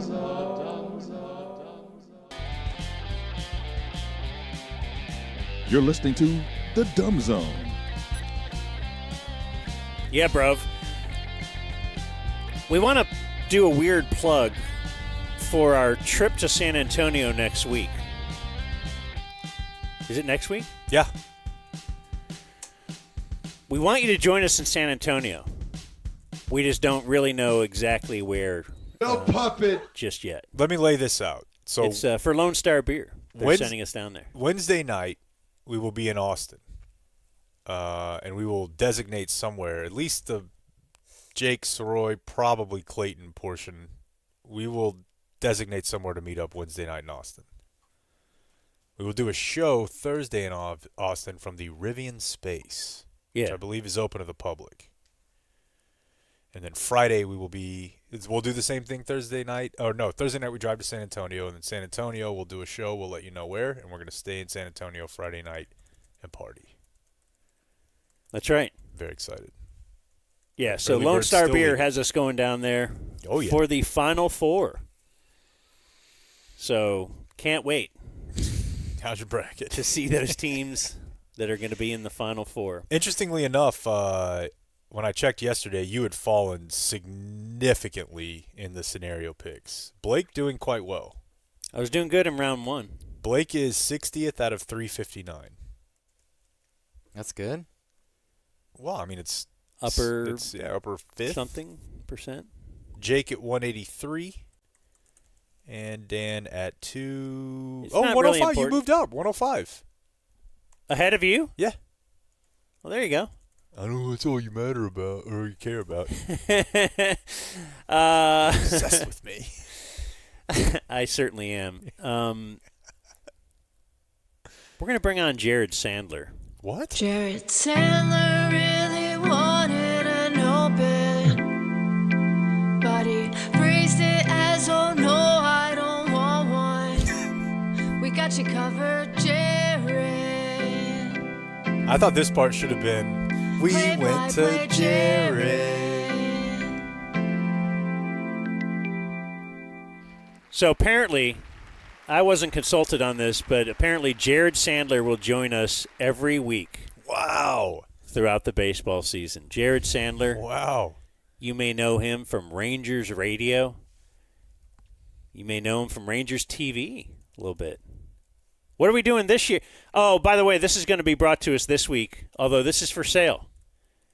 If you would like to purchase Jared's time every week, we can be bought. Mm-hmm. This week, Lucy. Lucy came in. You know what Lucy is, Jared? I do. Lucy came in extremely handy on the long family road trip. Yes. Lucy is a nicotine pouch, 100% pure nicotine, tobacco-free. It's not owned by Big Tobacco. So if you think about like cigarettes or dip or anything you've had before, you know that like the big main brand of it usually kind of trash. And it's the same thing with pouches. So go with Lucy. Lucy.co. Use the promo code DUMBZONE. You'll get 20% off. It's always free shipping. This is the premium pouch. This is what you need. Get that little breaker in there for a flavor. Lucy.co. Promo code is DUMBZONE. Jared, here's the fine print. Lucy products are only for adults of legal age, and every order is age verified. Warning, this product contains nicotine. Nicotine is an addictive chemical. Now, when I think baseball, I think nicotine. It also says Lucy.co/DumbZone. Did you say that one too? Is that promo code DUMBZONE? I'm not Okay. sure exactly how it all works, but you'll figure it out. Okay. You'll figure it out. They're saving you a lot of time by not having to type in the M for the .com. Customer service Yeah. at its finest. All right. Sorry, Jared. do your thing. Go ahead and say your things. Well, no, you also, I think if I'm not mistaken, you get 20% off your first order as long as you use that promo code. So Yep. Go right now. Go right now. I think he was getting at, what are you doing on television this year? Yeah, it's a great question. I really don't know. So RSN, which we just learned today as a presenting sponsor, I don't know if I'm allowed to say it. I don't want to get anyone in trouble. So we are doing the pre and post game on TV and radio. So it's a simulcast. So what you see on TV is what you will hear on radio. That's how a simulcast works. I know you guys know this. And so, yeah, it should be fun.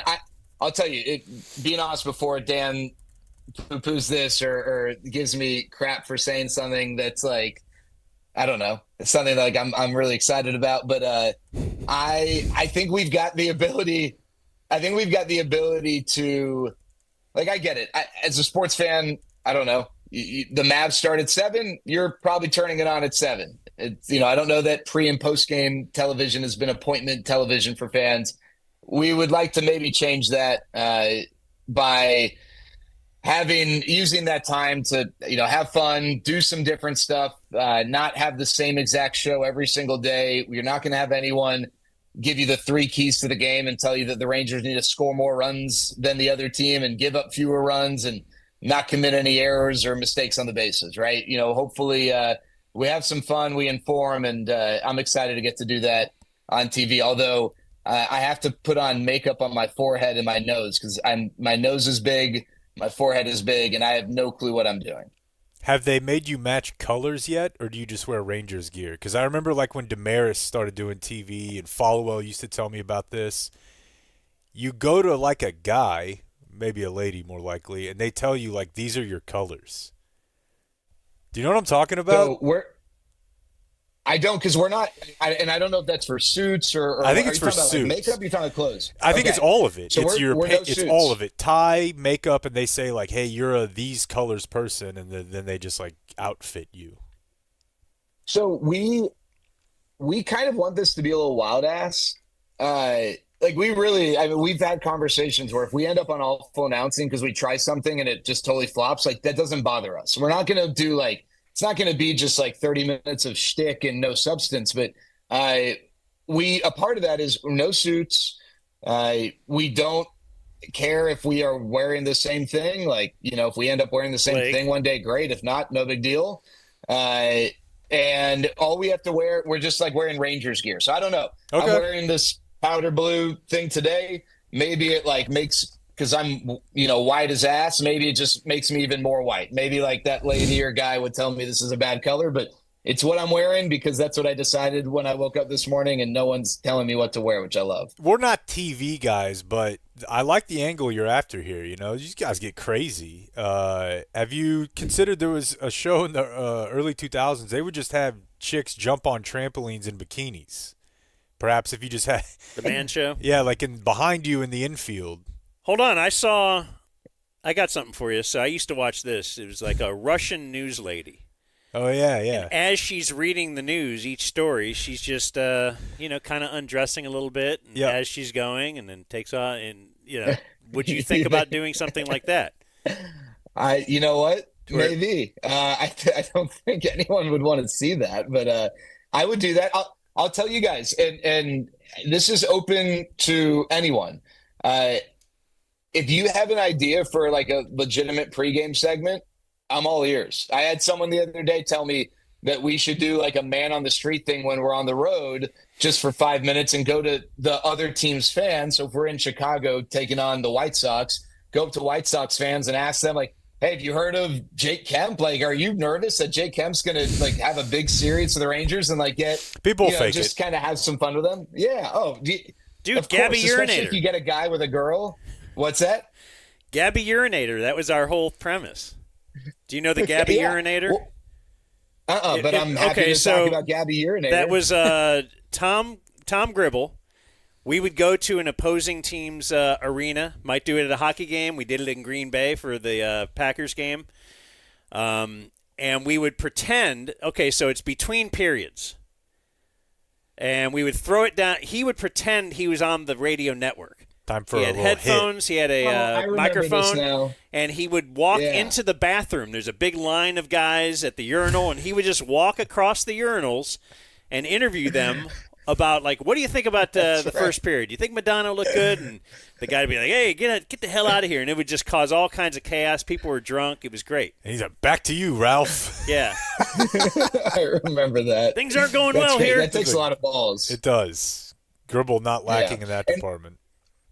And I'm still waiting, Jake, on the list. I've requested this. I think ever we're since going to you do gave me this. shit for it. I think weekly. Maybe at the conclusion of every Okay. week's show, we'll do a little dumb zone password with Jared. Let's talk a little actual baseball though. A little what do something you he say? can work in. Well, I want to know though who's on this pregame and everything with you? Yeah, so for 20 home games, Elvis will be on, and then Elvis. we'll have various former Rangers or Rangers folks, depending on maybe where we are on the road. John Wetland? So if you know it, don't think so. Nope. I don't know where he's at these days, but I don't think he's going to be on it. Nor, Okay, I I was think just John rolling Hamilton through. will. Yeah. No, that's a good suggestion. But, like, if you know of a former Ranger who might live in Southern California, who might have his jersey retired, it's possible he might be on. I can't confirm or deny anything at this time. And then Dave Raymond, Bassick, David Murphy, Eric, Nadell, Matt Hicks, we're all just kind of doing it together. I mean, I'm hosting it, but, like, we're all sort of collaborating, which is cool, because I think, especially for the TV folks, getting a chance to see Eric on TV, I think will probably be really appealing to them. And then for the radio folks, getting to hear more of Dave and Bassick, and Murph will probably be appealing to them. So we're just kind of all, one happy family doing it together, and it should be should be fun, should be different, which is cool. I think baseball needs different. I think baseball needs fun, and I don't know if I'm the right guy for that, but I'm certainly going to try, because I am leading the charge of folks who just thinks that, we need to stop worrying exclusively about what the 70-year-old baseball fan wants or thinks. It needs to be about the 70-year-old guy, but also the 17-year-old kid who is like, I don't understand why I should like this baseball sport. And hopefully we can convince that kid to maybe give baseball a shot. I love it. Where's Josh Lewin at these days? Can you pop He him is on? doing he's doing UCLA football and basketball. So I think he's pretty tied up with what's going on over there. Oh, he's not doing Mets anymore? Is that No, he 7 hasn't. years ago? Yeah, he hasn't for a bit. He actually had a brief stint doing a Padres pre and post on the radio. I'm not sure what happened there, but yeah, I think he's a UCLA guy, big UCLA guy these days. So in all of my and listen, this is all because of Luka. Let's just call it like it is. Right now, I should be looking at the Western Conference standings and figuring out just how high we can climb and when Lively will be back and blah, blah, blah. But I'm not. So instead, I'm reading about the Rangers a lot. And it seems to me that the prevailing season preview thing is they should be really good, but that you are basically counting on the other side of a whole lot of regression. So that you had massive down years for Adolis or for Jonah Heim or for Semien even. And that because last year was almost the same team as the World Series year, wasn't it? I mean, it was roughly. Yeah, pretty much. And then they just fell off. So a lot of that's obviously injury. The starting rotation, which was very volatile health-wise blew up. But it just seems to me like a lot of the season preview stuff is they should be pretty good because they shouldn't have been that bad last year. Is that fair? Yeah, I think that's fair. I think, they don't play in the strongest division. They're not in the AL East or the NL East for that matter, and they don't have a Dodgers team to contend with in their division. So all those things help. Having Jacob deGrom back and healthy, obviously makes a big difference. And I would say that, yes, they are. Well, quick question. Why is it the other side of, I hear people talk about this. Is it regression? like I think of regression as that guy performed way too well. Why don't we say progression?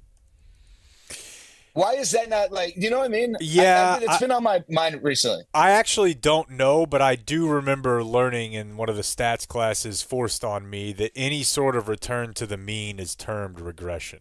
Regression? Interesting. Okay.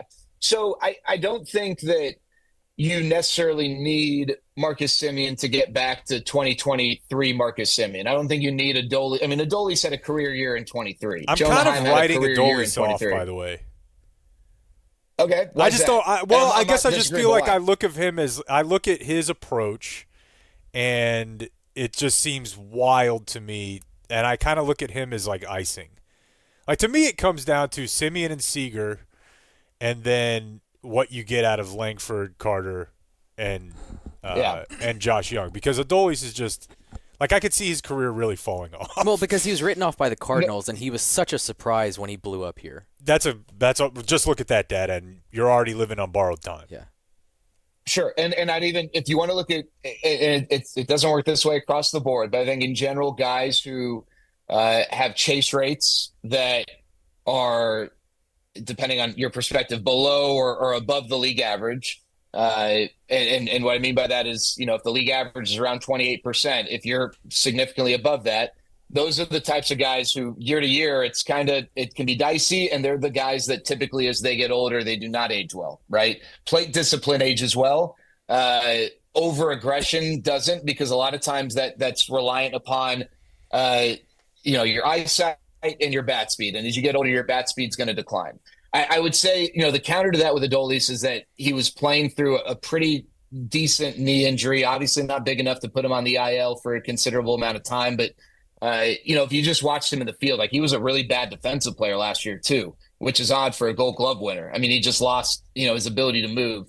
So I'm hoping that health will help. I'm hoping that a kick in the ass after a really bad year will help. And I'm hoping for a guy who desperately wants, or wanted an extension that, this is kind of like his year, and it might not even be with the Rangers with one more year of control left. But like, if he wants to get any kind of a decent contract, he needs to have 2 really good years. And I don't know what sort of incentive that might provide, but he is not young, right? Even though he's young in terms of our familiarity with him. He was late to the game, and he plays his ass off.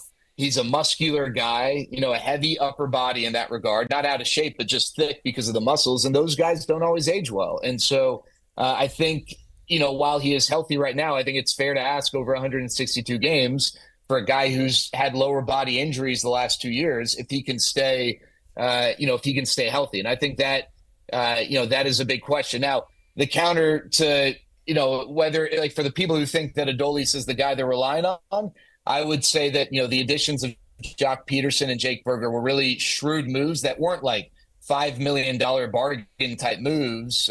Jock Peterson's making nearly $20 million for the next 2 years each year, but they fit very specific needs, not just like, hey, we needed a first baseman. Like it's Jock Peterson is a righty or a lefty who crushes righties and hits fastballs. Jake Berger hits the elevated fastball really well and hits for power. He's not a big on base guy, but this team didn't have power last year. And so I thought those were 2 really good moves that helped fill very specific needs in this lineup.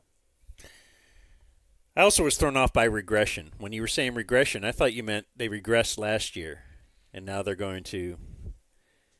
I could be wrong about this. I just think in but, general that's the way it's described. As like last year, and again, like he said, Semien, Semien had a damn near career year in the World Series year. But even if you don't get quite back to that, you just get what you got like his first year here. Yeah, but what I'm going for then is just to say, okay, you say they weren't as good as 2023, but in 2023, were they not really that good? They probably overperformed a little bit. Is the thing, and especially in the playoffs. Like nobody expected them to go on and win the World Series. Then all of a sudden they win the World Series, and we're like, oh, what kind of parade should we have? And, we'll just throw one together, and it's going to look really bad. It's unnecessary. But the point is, that's I guess that's the thing. They overperformed, and then we had maybe too high of a bar of expectations for last year. The only thing I would say about that is that can be mitigated by internal improvement. Not just the improvement that he mentioned from the outside, but they specifically have 3 core guys that have been hurt a lot in Young's case and in Langford's case. And it's like, those are your next guys, so they have to do more than they did in the 23 year, and then you're hoping that you're mitigating some of that regression. I think you meant Carter, right? Carter, with yeah. Someone who's been hurt a lot. Yeah. 100 And in Langford, gosh, I hope, he can stay healthy. I really believe, Corey Seager's this team's best player. Wyatt Langford might take that baton very soon. Just he's different. Josh Young is very important to this team. He can be a really good player. He does not have the ability that Wyatt Langford does. Evan Carter, was a ballyhooed prospect, came up for 2 months in 23. He took baseball, by storm and helped them win the World Series, maybe in ways that Dan was kind of talking about, maybe that, not as good as, it seemed in those 2 months. Wyatt Langford, I think, has a chance to be an MVP candidate for several years. And you've heard maybe the Trout comparisons because he has a ton of power and he runs like the wind and the body type. And I'm always uneasy making comparisons to a guy who's arguably the greatest player of his generation. But when you talk to the thing that gets me, it's not like what Rangers people say about him, because obviously Rangers people are going to love him. It's when I talk to players around the league, like opposing players or evaluators, coaches, front offices, and like the stuff they say about him, that is what like gets me. And that's what's really impressive. I think, I don't know if it's going to be this year or next year. I think he'll take a step forward this year, but at some point in the next couple of years, he is going to be a legitimate kind of face of the franchise MVP candidate type player. He is, as long as he stays healthy, he is that good. And I don't like to speak in hyperbole in baseball, but you can hold me to this. Blake, put this down on, 2 years from now, quarterly business review, whatever. Like, I really believe this guy, as long as he stays healthy, will be that good. Where are we with the rotation? I know Eovaldi goes Thursday, but how healthy are we sans John Gray? So, yeah, no Gray, no Bradford until June. They've got, like, some teams when they lose 2 of their 5 projected starters, they're going to have, like, rando AAA guy and rando AAA guy fill those spots. They don't have that. I think their biggest concern is that the way they might fill the rotation, they're going to need some help from an inning standpoint, because with Jacob deGrom, they're going to be conservative. He might start game 4 at home on Sunday or the first game in Cincinnati. You've got Tyler Mahle, who's, again, coming off of, nearly 2 years away from pitching because of injury. You're going to be conservative. They signed Patrick Corbin. He actually is just threw right now in front of me in a inter-squad game before our game tonight. But I don't know, and we'll find out in a little bit whether he's ready for the first turn through. Patrick Corbin, statistically, from an ERA standpoint, has been one of the worst pitchers in baseball.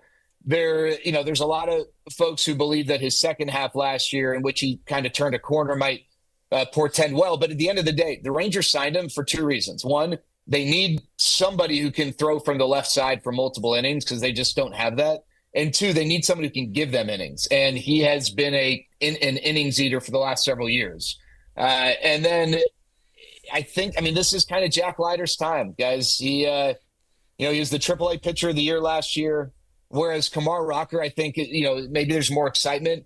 He's only made a few minor league starts at upper levels, and I don't know if he'll make the team or not. My guess is that, he might start in AAA with the signing of Patrick Corbin, if Corbin's ready to start the season. If not, it could be Kumar, it could be Adrian Hauser. But Jack Leiter, could he go down to AAA? Sure. But again, he was the AAA pitcher of the year. It's time that he starts getting major league hitters out. And while from a health standpoint, there's no reason why he couldn't give you 6 innings a night. It's just a matter of whether he's going to be able to get outs efficiently enough to do that and effectively enough. But this is, I think, going to be a big year for Jack Leiter, not to establish himself as like a super stud by any means, but just show that he can be a reliable major league pitcher and then maybe build off of that. And, in 2026, maybe he takes another step forward. So, Jared, I know that Jake Berger and, more importantly, Jock Peterson were brought in for obviously talent, but also the locker room culture. and I think CY or Bochy were just making some comments, and it kind of seemed like Nathaniel Lowe had a weird exit from the team. Was there anything to that?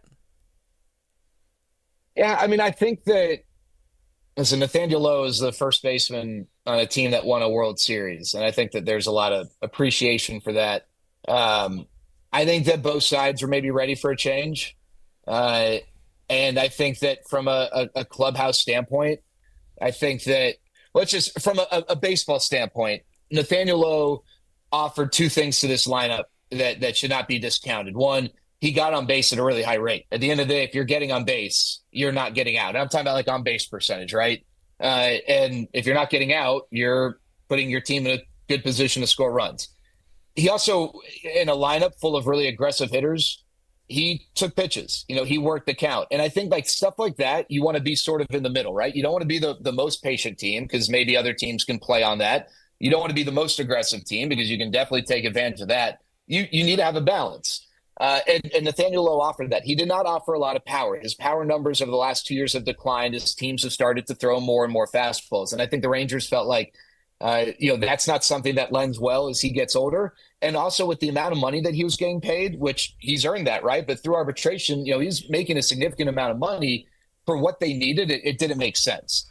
I think that there's probably a little bit of pride on Nathaniel's part. And I think that the Rangers, I don't know that they viewed him as a leader, as a connector in that regard. And I think that, while Jake Berger's not going to make the rah-rah speech, he's a guy who is very additive to the clubhouse. And then Jock Peterson's also not a guy who's going to lead in the same way we refer to Marcus Semien as a leader.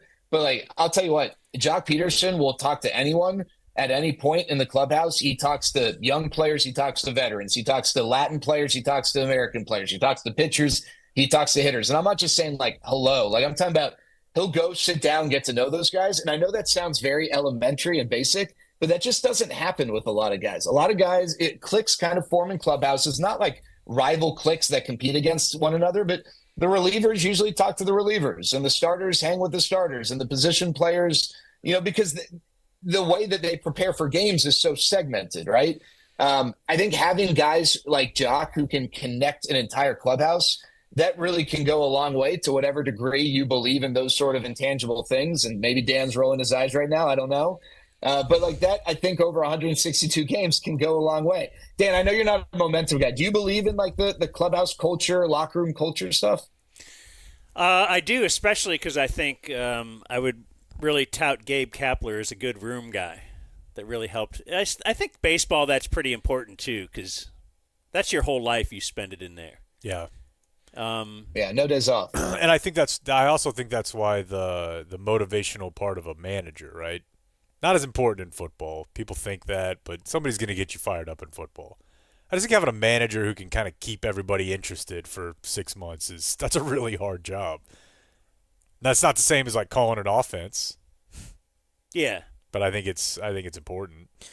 And there's something to it, but I actually think it's more important to have talent. I'd rather have yeah, but let's say there's two teams with talent. Right. Yes. You'd prefer the Yes. I'll take my chances on the pet rock in the pocket. Right. I mean, Nathaniel Lowe, for all you're saying, Nathaniel Lowe, if he didn't have, they did win the World Series. So yeah. Oh yeah. Yeah. He's a Silver Slugger, Gold Glove Award winner. I'll tell you this, Dan, to your point. In 2016, the Rangers were playing the Blue Jays in the playoffs again, right after they lost. The 2015 was the Bautista home run year, off of Sam Dyson, and then they played them again in 2016. And even though the Rangers had the best record in the American League that year, it just didn't feel like they were the best team. And everyone said the Blue Jays hate each other, and no one likes Jose Bautista. Blah blah blah. No one in that clubhouse gets along. And they went and swept the Rangers in the first round of the playoffs, right? And they looked like they deserved to sweep the Rangers in the first round. So yeah, at the end of the day, talent trumps the intangible stuff. But I agree that over 162 games in the baseball cadence, that stuff can tear teams apart. And I do think that. I don't think the Rangers had a clubhouse problem last year, but I do think that they maybe lacked a guy to really rally everyone the way that maybe they had in 2023. I want to get this in before the regular season starts, but what's your impression of the ABS? Love it. I wish that they had it in the regular season this year. It's very What is that? quick. Automatic That's balls. Oh. Yeah. So Dan, in spring training, they had a challenge system they're just testing it out. They've used it in the minor leagues. The way they utilized it in spring training was each team got 2 misses. So you could challenge 17 times if, you get your first 15 right. That's the way it should be. Most teams, I would say. Yeah. And I'd say most teams, would maybe end up with 4 or 5 challenges based on just the success rates we saw. The only people who can challenge are the pitcher, the catcher, and the hitter. And a lot of teams tell the pitcher that you can't challenge because their view finishing from their delivery isn't always the best. And also they're the most emotional of the 3. You have to challenge right away. Like you can't back off for a second and think it's got to be an immediate. They had you tap the helmet. It goes to the video board. You see the Hawkeye stuff for tennis where it shows the digital view of the shot and where it lands relative to the line.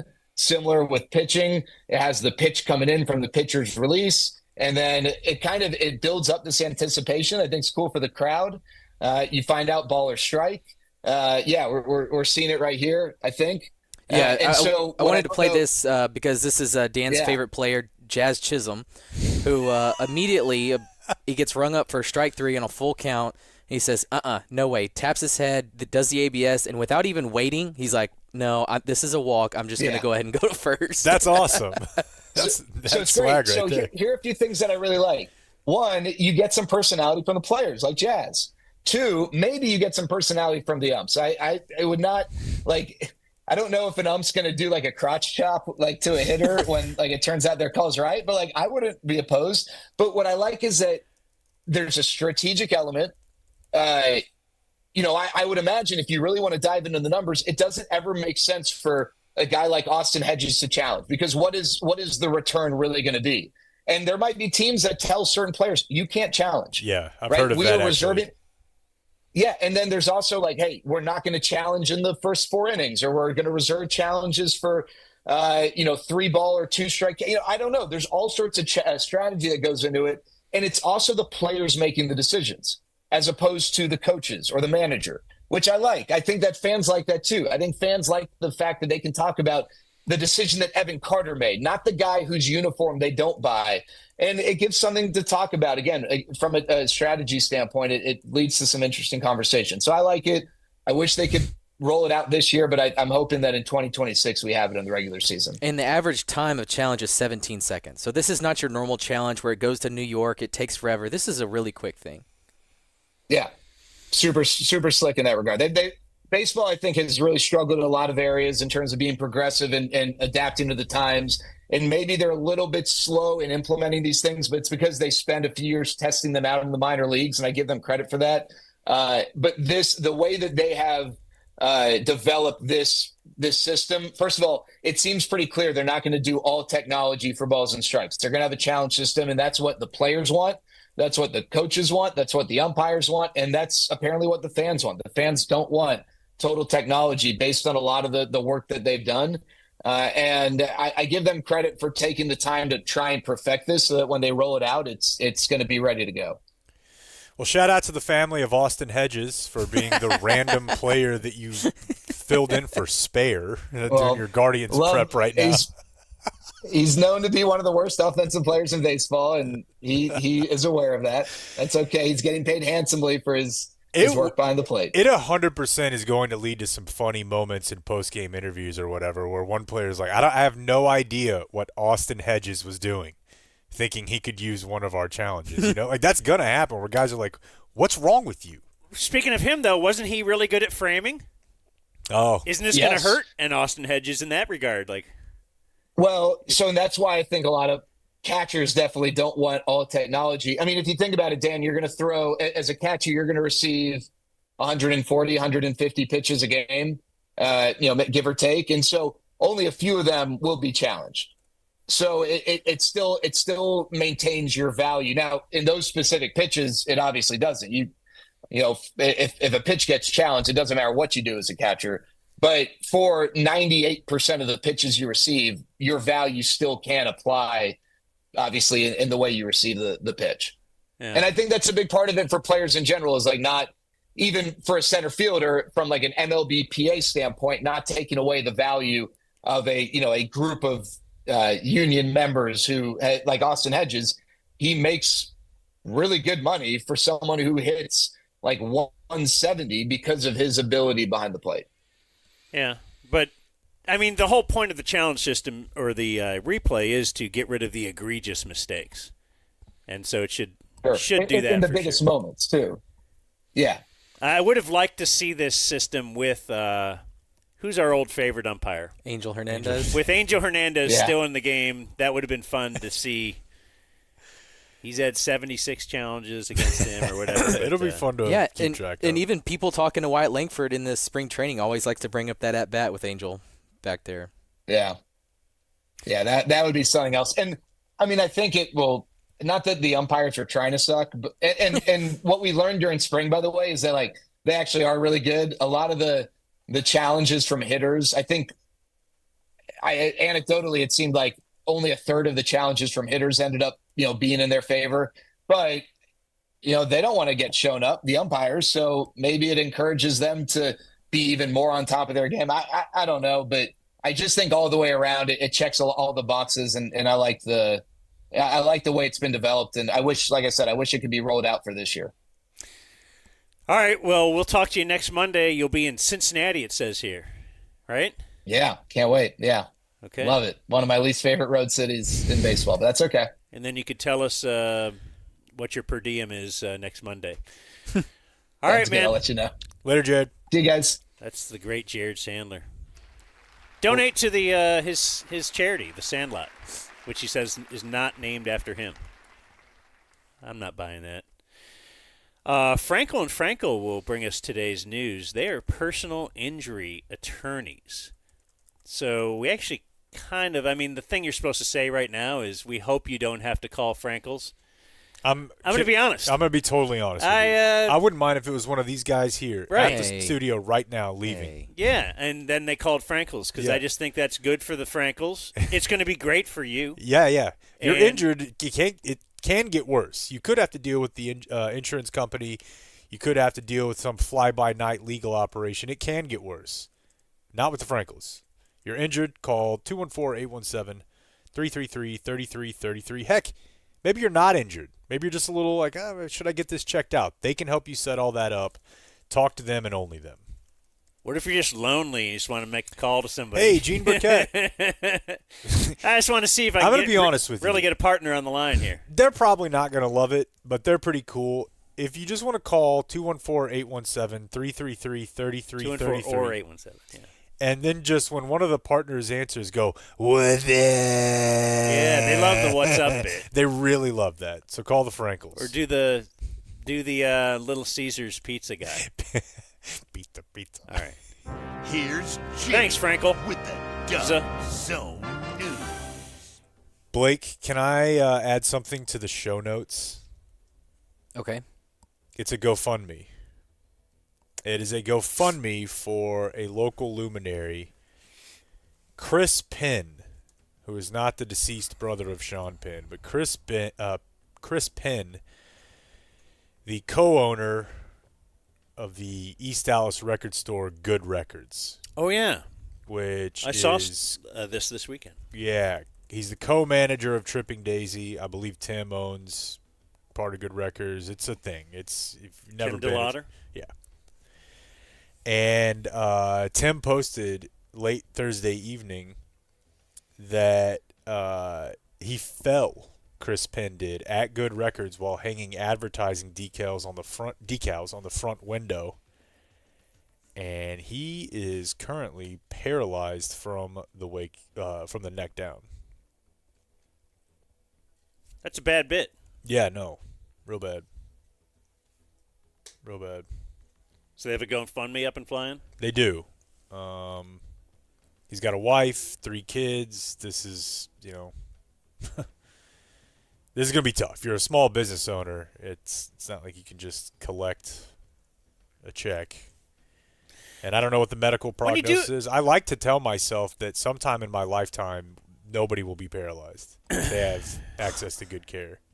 That basically they'll be able to, I don't know if it's refire your nerves, but that Elon Musk will make it to where you can't be paralyzed. Dude, I see guys now who have had their arms blown off who are sitting there with fake arms controlling them with their brain. I believe this is possible. That's kind of a thing, like we were saying, we hope one of these guys in here gets injured today so that they can call the Frankels. That's where, like, the... He seems like that. He's like, that's funny. He's like, what's wrong with you? Sorry, go ahead. Well, he knows I mean his brother. He's but no, this is where the whatever it is, Paralysis Association or whatever was pretty stoked when Christopher Reeves got thrown off that horse. Yeah. When Superman got paralyzed, because after that he ended up. They raised, millions of dollars for the research, and yeah, I mean, they really made great advances because someone really famous had that happen to them. This is why people have conspiracy theories, because you don't think when that news came across the CEO of AIDS Corporation, Magic. Like, Magic Johnson he's like, what? This is a cash cow, right? Which is why they paid Magic to say he had AIDS. That won't get us banned from YouTube, right? People say that stuff all the time. Yeah. Like conspiracy. Okay. Yeah, in the case of Chris Penn, he had like a hip surgery the year before. And I think because of that, he had like maybe a little bit of a weak ligament in his hip from having just normal hip surgery. And then that fall on top of this was the perfect storm of not so good, pal. Not good. So when you have to get, or people will get a GoFundMe on this. Mm-hmm.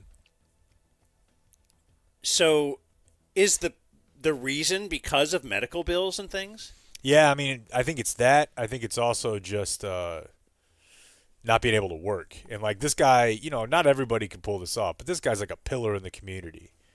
People know he's making people's day better every time you come in there. It's been there forever. It's a little mom and pop store. It's got a vibe.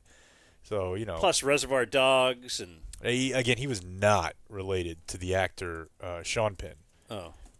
Chris Penn, very good in Reservoir Dogs, though.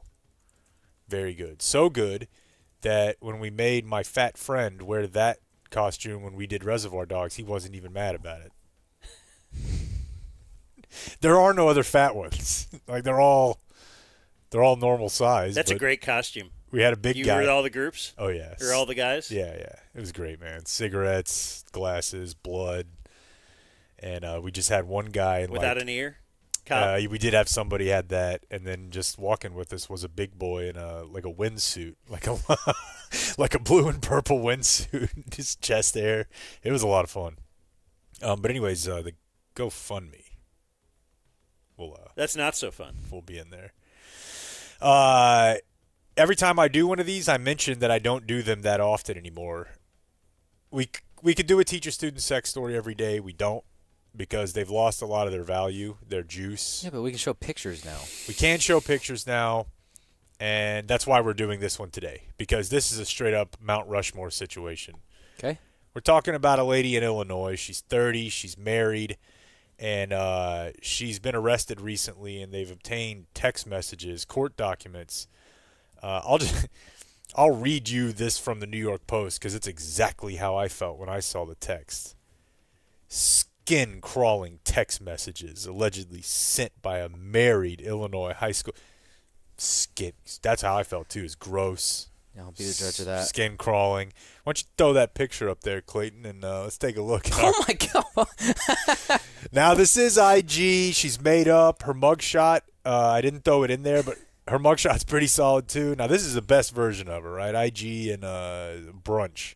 Maybe Italy. But that's a hot, folks. Yes. That's a real-world hot. That is a real-world hot. hot who was 28 and 29 at the time. There were multiple students, one of them 15 years old. Actually, this one is just a single student, 15 years old. And the luckiest boy in the world. He was lucky right up until the point where he spent his Saturday doing what Dan did and updated his phone. And he went to the store, and this required his mom to log into his iCloud account. Ah. And it was just nothing but text messages from her to him and him to her. She's also married. She met her husband in college where they both played sports. If you want to throw that photo up, we got a little baseball fella here. Poor This guy. is I think 5 years ago, 5 or 6 years ago when they were in college. She's hot there too. So she's only 5 years out of college. The kid's how old? 15. Oh, still young. Yeah, 5 to 6 years out of college. I mean, it started when they were 28, so yeah. But them kids are getting more advanced these days. It's not just the girls. Yeah. Now, I see guys. I regularly see a 14-year-old that I'm like, that kid could kick the shit out of me. Yeah. Like, I'll see him at the gym, and I'm like, no chance. No chance. It's fun to think about, though, like, how young of, like, a fit kid could I take? Like, a pretty fit 8th grader. Like, he's his school's football star. Could I kick that kid's ass? Let's give him, like, normal height and weight for that age. Probably. So he's like 5'8". I don't know. Yeah. I was thinking about this weekend because somebody asked me, like, the best boys basketball team in DFW in 7th grade right now. Could they win the women's tournament? 8th grade.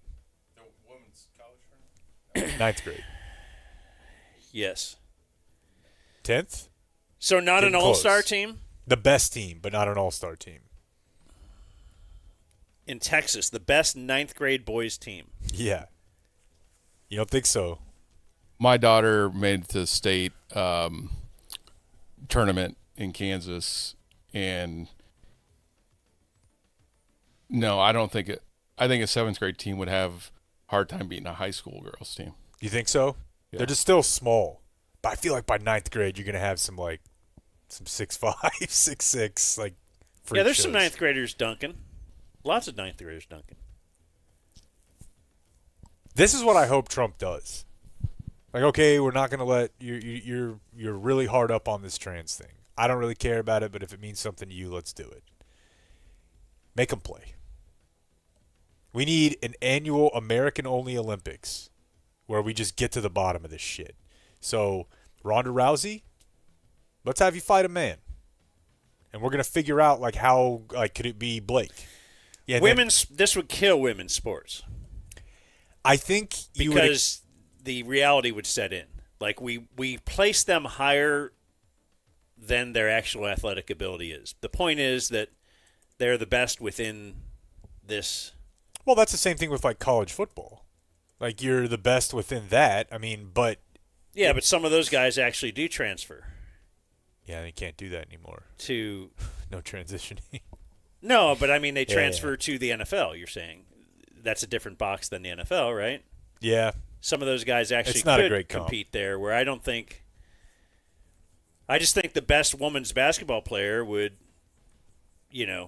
not be able to even play in the G League. No, but teams are a different story. Like if you have a team, a basketball team, a women's basketball team, Baylor or whatever, South Carolina, like a good one. But I think they're beating 9th grade boys, but I think by 10th grade they may have some trouble. I mean, the Battle of the Sexes, Bobby Riggs, he was like 50-something. I know. And against Billie Jean King, like when she was on top of the tennis world. So, and they played with different rules. So it wasn't, and this is no slight to women.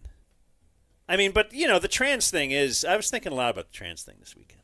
I don't want to go too far today. Well, he didn't. His phone was updating, had nothing to think about. I guess that's true. Yeah, so no, but he I mean, defaulted to trans stuff. No, but obviously everybody's like, well, how does Trump win, and how does this happen, and is the culture shift? Trump at least just like he does say like common man, common sense things sometimes. Now he does a lot of stuff that you don't like, but yeah, you shouldn't be. Whatever the Penn State swimmer shouldn't have been. Able to do it. But that was like NCAA rules. That wasn't like Penn State. And I heard I think I was thinking about it because I saw Penn State had been penalized. Or maybe the Gist. Mike Pesca was talking about it, and I was listening to that on a walk. Getting some good steps in this weekend. Very good weekend for steps. Proud of you, bud. Enjoy this weather. Thank you. It's about to get hot. RTB guy. It's about to get hot. That humidity's coming in. Yeah, I'll look out. Is there anything I should do to my house or anything? treat something. Well, or... you need to have community mechanical out to check your condenser coils, make sure your AC is going to be running good this time The of point year. should be, like, the Democrats or whoever on that side of things should have, they whiffed in the on beginning, some say, big ones. No, a trans woman, do you want all the same right? Yeah. But you should be able to do anything. You should be able to do whatever you want, be who you want, be the person you think you are. But there is things, I'm gonna be some the biological stuff that I'm going to be the you grew annoying up as guy here a and man say, through puberty, and then you decide to transition. That's great. You probably got to rule out competitive sports right here now, because you had a man's body through puberty. Okay, but and you can't say now that I've done 12 months of hormones, then that changed everything. It just didn't. I know, Because that swimmer was like Leah Thomas, is it? It was like, the 40th best male swimmer. And then all of a sudden is the best female. Well, that's the way it is in everything. High school boys are running faster than our Olympic women's champion sprinters. Yeah. Lots of them. I don't think, I don't want to debate it, at least right now. I think the problem is there are cases where somebody has, like, a really confused gender situation where they, like, actually have both parts. Right. Or they actually have. And I'm sorry, there just might not be a place for you in testicles inside them. in my professional sports league. Yeah. That's bad, but there's a lot of things that you probably can't do. The market will take care of it professional-wise, but. Can we get back to this teacher-student sex story? Oh, yes. There is more. Things, there is more. I was trying to. It's got to be really worth it for her because she's going to lose her job, lose her marriage. It has to be worth it, I would imagine. That's why it's so exciting. Yeah. But so think it's worth it. It's exciting. It's great. She's probably loving it.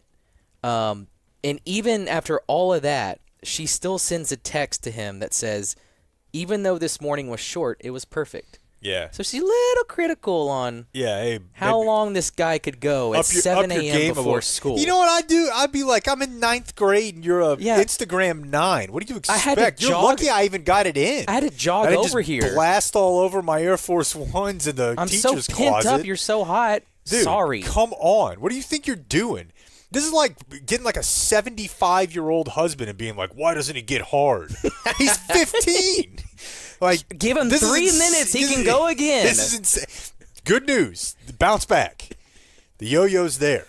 She has since been played on paid leave. Well, the craziest part is, awesome. and this is like legit crazy. So they arrested her in Chicago. They found writings in her notes app that further suggested a sexual relationship with an underage student. So she was like journaling about it. God, that's a bad idea. Yeah, for sure. Like, I mean, especially digitally. That's write it on paper. They're not just going to take everything from your house. You got to say, I don't know. So she says that was just an outlet for her anxiety. Or her lawyer says that. Any sexual material was only about her husband. Now, I'm seeing here that it says something like, I love your 9th grade dick and jizz. So I don't know how. No, I made that up. Here's the other thing is and who knows, dude? I guess this could have happened. She says that she's a target because she's hot. And her lawyer's like, she's a good person, but she's constantly being harassed. It's tough being hot. And I do remember, like, there being one semi-hot math teacher in my high school, and we did that. She knew we were. Oh, yeah. So she says that everyone's out to get her, and all the boys talk trash about her. And she claims that one day, quote, the boy had grabbed her phone unattended, had entered the passcode, sent the message to his phone, and then deleted the message for her phone and saved it to his phone as blackmail. The document states that she says everybody comes after her because she's good looking and she's a good person who just cared too much about the boy. Okay. Let's hear.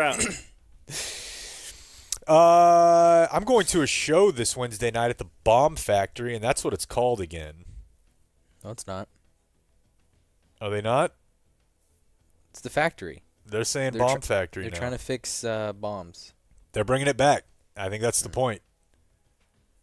What are you going? Are you really? Yeah, I'm going to that show of that pedophile Wednesday night. A Wednesday night show? Yeah. Is that weird? What's that band name? Brand new. Brand new. Like how he couldn't wait for the legal status of his fans to be. Thank you. They're changing it back. It was an actual bomb factory. It was a munitions factory in World War II. So I guess they... Why did we change it? I don't know. It says they rebranded Yeah. to avoid any potentially violent connotations surrounding the word bomb. Oh, God. See, that's what... Yeah. It is wild that we can even throw that under the Trump thing, though, right? Everyone's just like, let's just change stuff back to what it was. But that's kind of... Like how is just... embodies a lot of it, right? Like that's a blanket statement would be, yeah, that's why Trump won. Is because we were like, were we changing things because someone was making us, or just because everybody just felt this is the way society wants it? That's the way everyone was doing performative. Nobody was making us. Red River shootout. But it was the societal part of whatever that was making us also say, you can't call this the master bedroom. Yeah. And then our last story, I told you I had a little bit of potentially good news on the THC front. So the news at the end of last week was that the Texas Senate and Dan Patrick and the Danettes passed Senate Bill 3, which would outlaw products with any amount of THC. Any. Right now, current Texas law allows hemp-derived products that contain less than 0.3 of THC. So, that's that. Vote 24-7. The thing is, the House comes up with a bill. Now, the House is still working on their bill. A senator from Austin in the House said, or representative said, I believe this bill goes too far. It would put out of business the consumable hemp industry in Texas. Republicans said that they are philosophically aligned, but there are time to work out any policy differences. He said, we're all on the same page. This is the guy in the House. We're going to protect the people of Texas from THC. So the House is kind of saying, like, hey, we're going to come out with a bill. Our sit-in is legitimately asleep. Don't lie to me. I looked over and he was asleep in the middle of what is supposed to be an exciting portion of the show. Who? It's a long drive from Kansas City. Oh. Why did he should I have thought you said it. our Senate is asleep. No, our I'm like, sit-in what? is asleep. I looked over and he's literally taking a dad nap. There's nothing wrong with just closing your eyes now and again. You're I'm just resting. Still awake. Just resting my eyes. That's yeah, I do that a lot. Move. So the House says they're going to come up with something like restricting like right now I think it's 18. They'll change it to 21. Barring within certain distances of schools. Things like that. Like they do with bars. Mm-hmm. So I think we still have a chance here to keep our THC. Well, like I said, I did an order Good. this weekend just for good. Just in case, you just want to cover all bases. It doesn't go bad. Is that true? Does it degrade over time? I don't know. I'm sure it can, but I've eaten some antiques before. Oh, yeah? And felt just fine. So okay, good. Yeah, there's your news. Well, I waited till the full lead this time. He was all the way back. He's contemplating in that live bitch. whether he can still get his gummies or not, and then you hit him with that. Hand over the head. Bear Fight whiskey. Oh, this is good. This is we have 2 bottles. One we have opened, and it's kind of become a Saturday evening thing for us. Or for me, I should say. Never was a whiskey guy too much, but Bear Fight whiskey is fantastic. And if you would like to order some Bear Fight whiskey, go to bearfightwhiskey.com. Smoky flavor, a little spicy, a little bit of a spice, a hint of vanilla in there as well. You could order at bearfightwhiskey.com. It's pretty awesome. 90 proof American single malt whiskey aged in first fill bourbon barrels, finished in peat, smoked oak, and sherry casks. That's must be why they have a little smoky flavor. So embrace that Bear Fight Raise a glass to all the bold challenges that come your way. We here at the Dumb Zone ask you, what's your bear fight? Order Bear Fight Whiskey now at bearfightwhiskey.com. All right? The Dumb Zone presents Today in History. It is Monday, March 24th, and we've got a couple of listener birthdays. To start off with, we have Mein Führer. Today is the birthday of my wife, Valerie Mann. She's not a subby, but I love her anyway. Her leaders are Vag Radio and the Beehive. How's the Beehive? Great. Buzzing. More vibrant than ever. Hashtag never punt. Hashtag always use a flared base from DF Buster. Cool name. Yeah. What? Yeah. And Ola Panocha Pirate. Yep. Pussy pirate? Okay. Mm-hmm. Yesterday, my older brother Jameson turned 32. Whoa. Our Jameson? I believe so. All right. His leaders are Buffalo Bill Nora, Danny's Make Good sponsor reads, and the super cool, handsome guy who plays piano during the football streams. Drop request anything, Blake. Say something, Blake. Happy birthday, Jameson. We are more important than a Jackie Robinson statue. That's crazy. 30 minutes? How long is this? From Van Halen? Bankrolling over here, bro. 30 minutes? If the Stars made the How playoffs, did I that's get not 30 every minutes game. again? You had to wash your hands first. Oh, wow. Cool. Anyway, he says, happy birthday, Jamie, from Brian. Jamie. Jamie Gray. I wonder if they do the White Lotus thing. We're calling him Jamie. I'm sure they do. I've seen them together. They're all giggling. Yeah.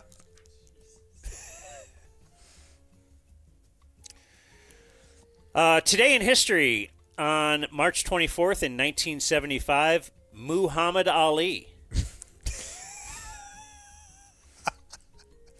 defeated Chuck Wepner with a technical knockout in the 15th round in a fight in Richfield, Ohio. Wepner was a journeyman known as the Bayon Bleeder.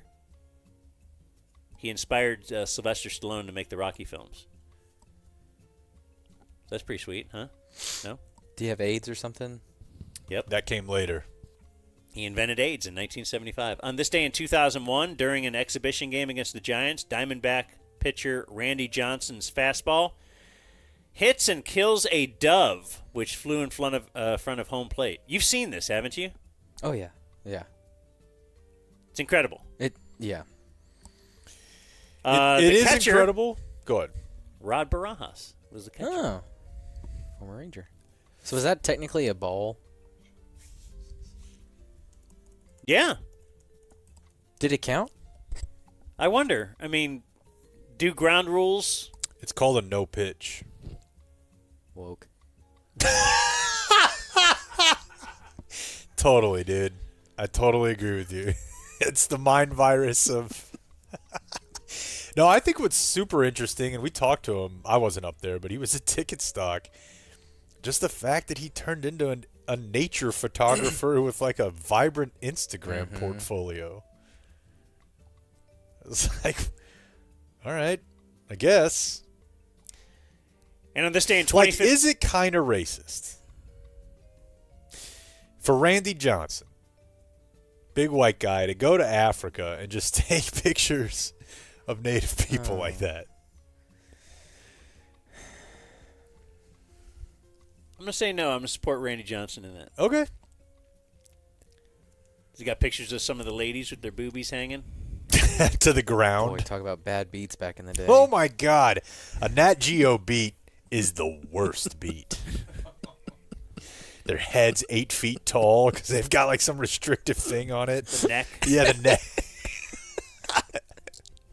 And on this day in 2015, Germanwings Flight 9525 crashed into the French Alps, killing all 150 people on board. Investigators said the airline was deliberately downed by the co-pilot, Andreas Lubitz. He was 27 years old. Suey? apparently. Wow. Elsewhere, That birthday sucks. news, we have former Cowboy Mike Vanderjack, 55. Wow. All-time cowboy douchebag. Very confident guy. Do you have him on? Oh, yeah. We talked to him. What you doing today? Former Dallas star Philippe Boucher is 52. Okay. Great dude. Was he? Yeah, he was Just good. before my time. He was in the Guerin era. So we got to... Like, we were actually friends with Bill Guerin. Yeah, Bill Guerin would just post up on the floor of Dan's hotel room and play video games and polish off a 12-pack. Well, he'd bring a 12-pack and then be making fun of us for playing a video game. Oh. Because we would bring PS2 on the So road calm. or something. He would come hang out with you guys? Oh, yeah. It was very different back then. Yeah, Isn't he that was crazy. It is. Well, also, they were, like, Your age. him, Gabe Kapler, yeah, they were more my age, and we were so... Now, I don't know, maybe players just absolutely wouldn't do that anymore at all with the media. Yeah, I don't think so. I don't know, but, I mean, he was, like, the big free agent signing, too, and then we did a weekly show with him. But, yeah, we end up with him and Trevor Daly and Philip Boucher at dinner one night, and Philip Boucher was great. Chris Bosch, 41. Underrated by Dan. I was about to say overrated by everybody, but you did it for me. Peyton Manning, 49. Yeah. Hung his nuts on a lady one time on a training table, but other than that. Yeah. He seems to be everybody's darling. Yeah. Kind of figured it out. Like invented his own media thing that he just wants to do. You know, I don't want to do every game. I don't want to go to the game. I mean, Yeah, what if I just do it at home? And yeah, that's sick. Damar Hamlin, 27. Hero. That's sick and pass away. I mean, he's a hero, but the trainer. Why is he a hero? The trainer? He was like third in MVP. He was third vote. in MVP. Damar Got an Hamlin. MVP vote. Well, he died. Came back. Yeah. Was he supposed to stay dead? He wouldn't Well, be if a he hero. wants a retired number, he'd stay dead. Yeah. I think most of us would try to live too. Well, who's next? Steve Ballmer, 69. Developers. I really want to go to that arena. It looks Let's do it. fantastic. If we go to training camp, let's do it. Okay. Let's make that Wait. not an if. Well, there won't be Why any would we do games. that? Yeah, why would we go then in August? That's a dumb thing for me to say, Blake. You want me to dump it? Yep. TJ Ford, 42. You know what sucks about that whole ordeal is I really, really liked TJ Ford in college. He was a favorite of mine. Now he's just a And now I punchline. can't think of him without Deddy trying to book him at like 150 for really no known reason other than he had his number. And Texas was like in the tournament. Well, it was because it was his birthday. Okay. It's TJ Ford's birthday, and I have his number if you want. If you want to talk Then to they're him. like, we'll get back to you. Jason Duffner is 48. Duffnering. I think he's the one that hates putting. Didn't Tim K Oh, yeah. was the best Tim K imitation of Duffnering? They were the same person. Donna Pescow is 71. She was in Saturday Night Fever. The Undertaker is 60. Wow. Greatness. Real name is Mark Calloway. That's a Texan right there. Lake Bell, 46. So hot. You think? I don't really know what. What do you know her from? I know her Um, from Children's Hospital, which is unbelievably great. If you ever are able to see that, I highly recommend it. I don't think it's available on any streaming. What was the Cuddy show on HBO? Something America, How to Make It in America. She was Yeah, in that. That was a good show. She's been in a couple other things, but I love her. She's Chloe in The Secret Life of Pets, the one that still had Louis C.K. before they had to cut him out before The Secret Life of Pets 2. Tommy Hilfiger is 74. Man, I had an era. Did I ever tell you guys I won Best Dressed in 8th grade? Mm-hmm. Was that 8th grade? That was 5th grade. It was one of them. Best dressed. Yeah. I was going swag on a million. Basically, I started dressing like, well, I was gonna say I started dressing like a black guy with a little bit of money when I was like 12, which meant everybody else, if you could get a big player, was like TJ Maxx, you know, because you get like name brand stuff for cheap.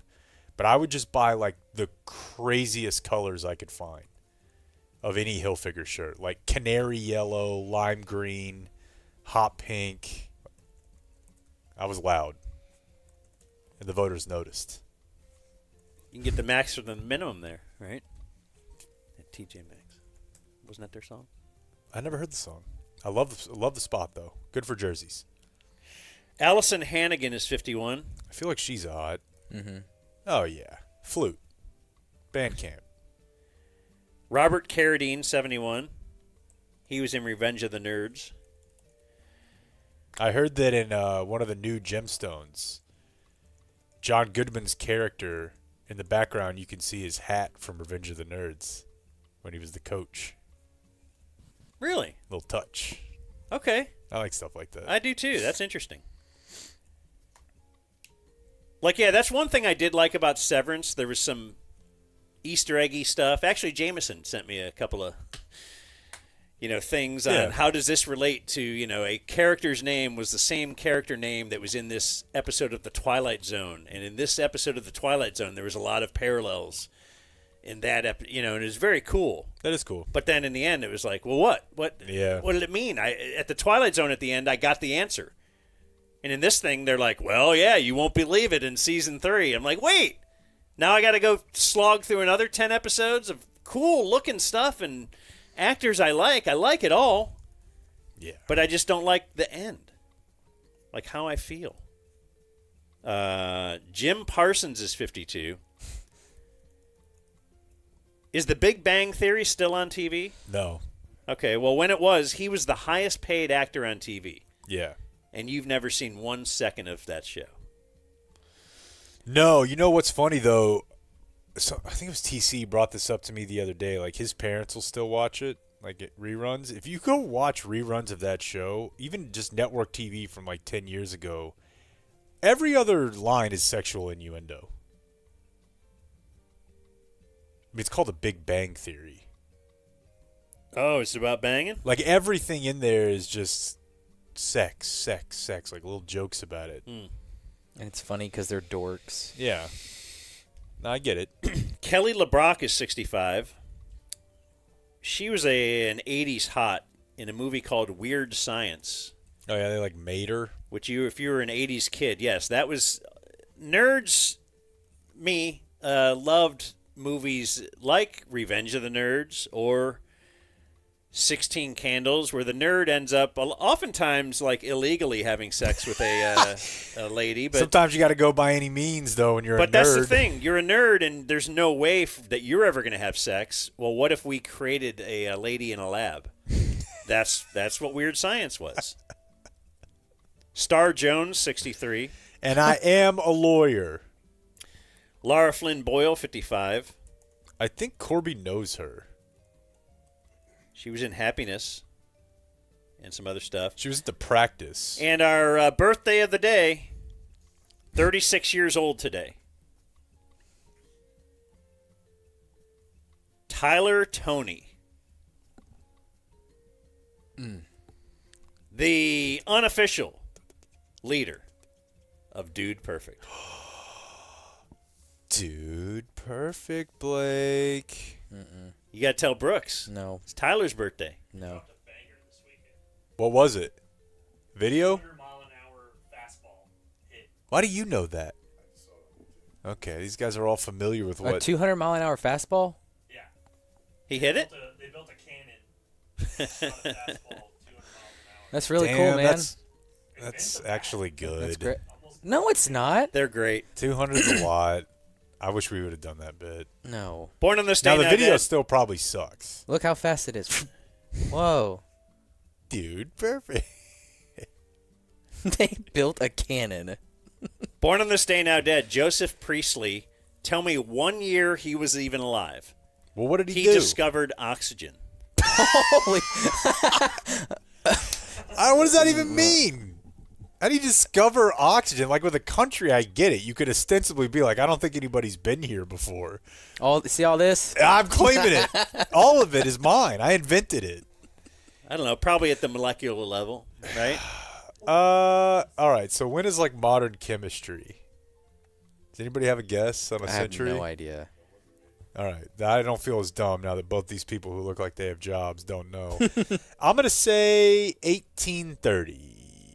I'm going to say 1850. He lived from 1733 to 1804. Somewhere in there. I doubt he did it in 1734, right? He's only a year.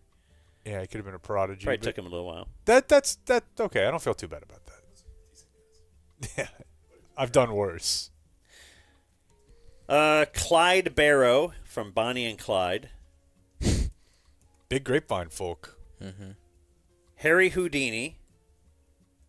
These are born on this day now dead. Soroy. Louis Anderson and R. Lee Ermey, who we once had on the show. Very good in Saving Silverman. An all-time underrated movie. Oh, the jackwagon guy? Yeah. He's like, have you seen that, Dan? I don't think so. I mean, I don't know how it holds up, but for a stupid, It's not Sarah Silverman, is it? No, it's the chick who gets naked in The Whole 9 Yards. Amanda Peet? Amanda Peet, yeah. And Jason Momoa. Pie Effer, Steve Zahn, and Jack Black. Oh, wow. And R. Lee Ermey. I'm surprised I haven't seen it with that lineup. Yeah, and Neil Diamond with Jason Biggs. Jason Biggs. It's good. Dead on this day, still dead. Jules Verne, known as the father of science fiction. Jessica Walter, who is Lucille Bluth in Arrested Development. Oh, wow. Great role. And died on this day in 2016, Gary Shandling, who was definitely my leader. You and Judd Apatow. And that was Today in History. Indeed it was. Well, that was fun. What a great time. I wanted to make sure I plugged LoneStarBeer.com. I think I forgot to do that in my plug out of the break, but you can get some sweet merch there at LoneStarBeer.com, 21% off. I will. I'm wearing a sweet Lone Star Beer hat, but they're sending us to San Antonio next week. Listen, if you were able to show up at that Friday remote, listen, I'll take it at the Thursday remote. We'll probably bring some Lone Star to Austin, and you have Lone Star merch on, I'll give you the first 90%. Interesting. You're on your own after that. And then closing remarks here. We'll say brought to you by Fair Lease because they're a great sponsor. I want to give them a quick plug at fairlease.org. So, we have Grant and Tracy here. They claim to be brothers. They look not that much alike. But Tracy They both look like men. But not Tracy that similar. ceded the couch to you because I said, who's the more important one? And Tracy did say it's you. Well, I paid for it. So I think that'll do it. He deferred. Okay, then you're more important in our eyes for sure. I don't even recognize him anymore. So what do we got? What's going on? Is Tracy getting closing remarks as well? Yeah. No. Oh, Tracy's out on that. So, no, I've just been a long-time listener. Live in Kansas City in Olathe, Kansas, and went to high school here and been a ticket listener since day one and followed you guys to the Dumb Zone. So, did you get recruited to go play football there? Yes. Yeah. Okay. What was that? I mean, did you get offers from different places? Yeah. For some reason decided? I really wanted to play in the Big 12, and I wasn't good enough to go to Texas or Texas A&M. So, Oklahoma wasn't very good in the 90s.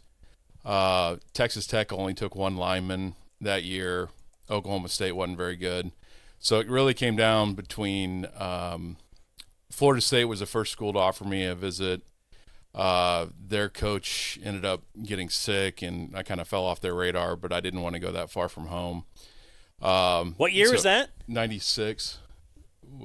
I graduated Berkner in 96. Okay, I'm trying to think of when Dominic Robinson might have been going there. Around then. Could have hooked up with him, yeah. Yeah, around then. And so it really came down between Kansas State, KU, and TCU were the three schools I took visits to. And I could tell Kansas State was ascending. Really liked Coach Snyder and really liked my offensive line coach there, Dana Dimmel. I've heard that name before. Yeah. He recently died may have been one. He was 62 and was a offensive assistant with Illinois and passed away in his sleep in December. But he was at K-State 1 year and then got the head job at Wyoming and then later went to Houston and then was at UTEP for several years as the head coach there. That's really weird to get recruited by a guy, and one of the reasons I'm going here is because I really like this guy. Yeah. And then he leaves. It really impacted my career because I dislocated my kneecap my first 2 years, and then I was Mark Mangino was my offensive line coach, and he favored the guys that he recruited. Yes. Very common. Happened to my brother. I mean, that's what everybody who got benched says, but I actually, it happened. No, it certainly The guy does. wanted his own quarterback. Yeah. He got Even one at the from highest me. levels. Look Yeah. at Nico. You want your own guy, Yeah. Damn it, I'd made it a good. All comes Yeah. back to that. Yeah. So I was a backup at K-State and had a pretty hard on myself about my career, but got my school paid for, got my MBA paid for, and I tell people I'm better at finance than I was at football. So, but those were good teams. That's before you got here, like those few years before, and like the Big 12 was new. Like, what is the Big 12? We'd come from Southwest Conference, Big 8, and like immediately Kansas State was really good. We should have won. We should have won the national title in '98. They went 11-2 that year. Yeah, and the two losses were we lost to Texas A&M, and we were number 1 in the country. Wow. And we lost to A&M. Well, we were number 3 in the BCS. UCLA played Miami the same day we played Texas A&M. UCLA got beat. That was Cade McNow's team. Trade McDown. Yeah, they got beat. We're up 18 points in the third quarter, and if we win, we play Tennessee for the national title in the Fiesta Bowl, and we lost in double overtime to A&M. A&M was like 10th at that time. That was the first Big 12 championship game, right? No, it was a third. Third, 96, Yeah. 97, 98. Okay, yeah, because I remember watching that game like it was yesterday. Yeah, Michael Bishop was our quarterback. He was got second in the Heisman to Ricky Williams, and we were really good. Lost that game. Cotton Bowl had already cut a deal with Texas because everybody assumed that we were going to win, and the Holiday Bowl cut a deal too. So we got moved all the way down to the Alamo Bowl, and we had to go play Purdue, and their quarterback happened to be Drew Brees, who was a sophomore. So who are the quarterbacks you faced in bowl games? Steve Sarkisian at BYU, Donovan McNabb in the Fiesta Bowl, Syracuse, Drew Brees, Purdue in the Alamo Bowl, Tuiasa Sopo in the Holiday Bowl, Washington, and Casey Clausen with Tennessee in the Cotton Bowl. Which Casey Clausen at the time might have been like a couple years off of being the number 1 player in the country in high school. Yeah. Yeah. And if I recall do you remember who A&M's, of course you do, A&M's running back was in that? Sir Parker.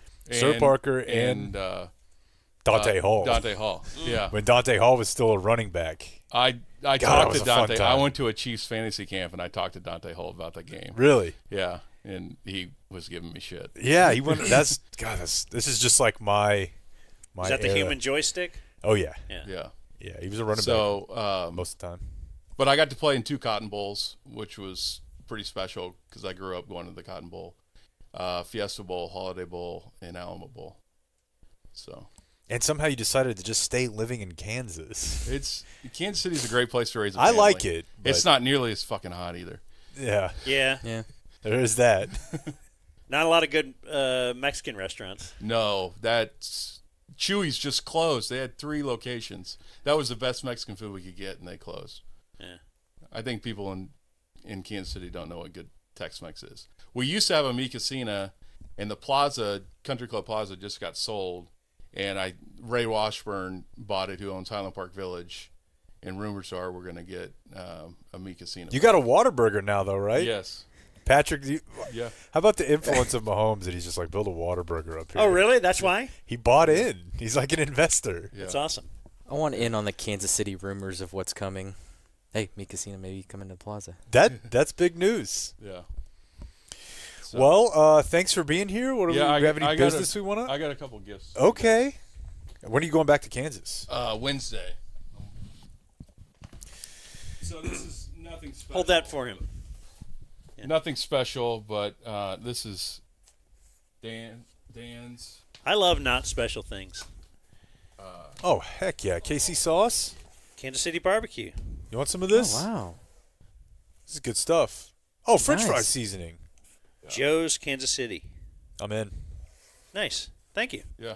Very cool. You got anything? I didn't get any barbecue sauce. I just meant, do you have anything to add? Or Tracy's mad he didn't get a gift. He gave me a kidney, so. He gave you a kidney? Leading statement guy. Pass the mic back. How does it work? Or let's talk to him. You gave up a kidney? Yeah, I didn't do anything. I just went to kidney failure, so. Yeah. Okay, so what happened? Is this an emergency thing?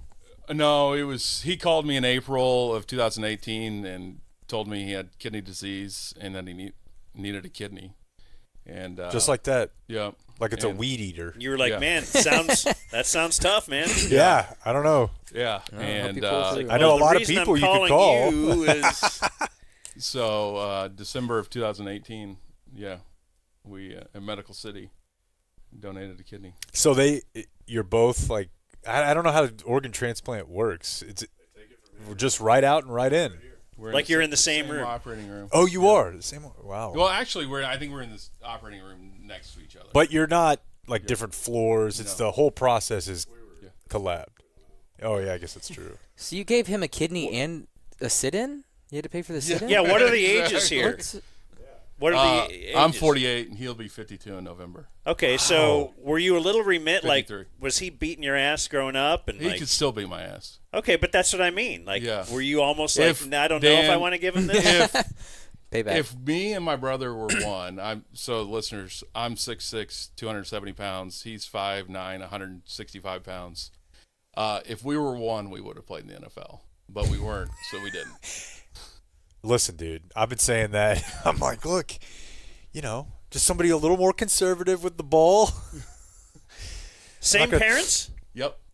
That's wild. My dad was 5'10", and my mom was 5'9", and I have a cousin that's 7 feet tall. And I was going to say, how tall was like 6'10". the mailman or something? Yeah. I think it's the same parents. Yeah. So, well, thanks for coming, man. Caught the recessive gene. And you paid for college. Yeah. Hey, Blake. It's been fun. Wait, what? Hit it. Oh. Adios, mofo. We gotta go before this. I thought you guys had a thing. Thank you for watching my video. Subscribe and type for my name if you want to watch more of my videos.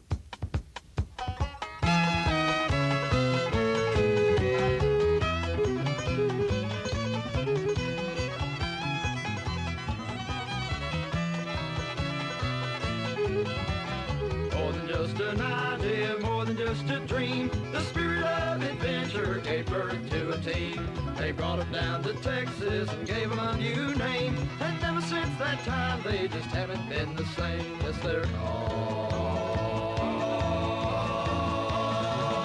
Texas Rangers.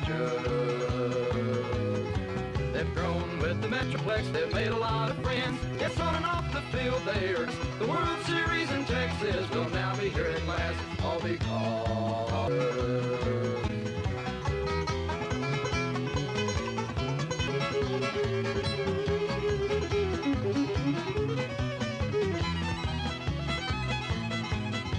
so come on, all you people, join in all the fun.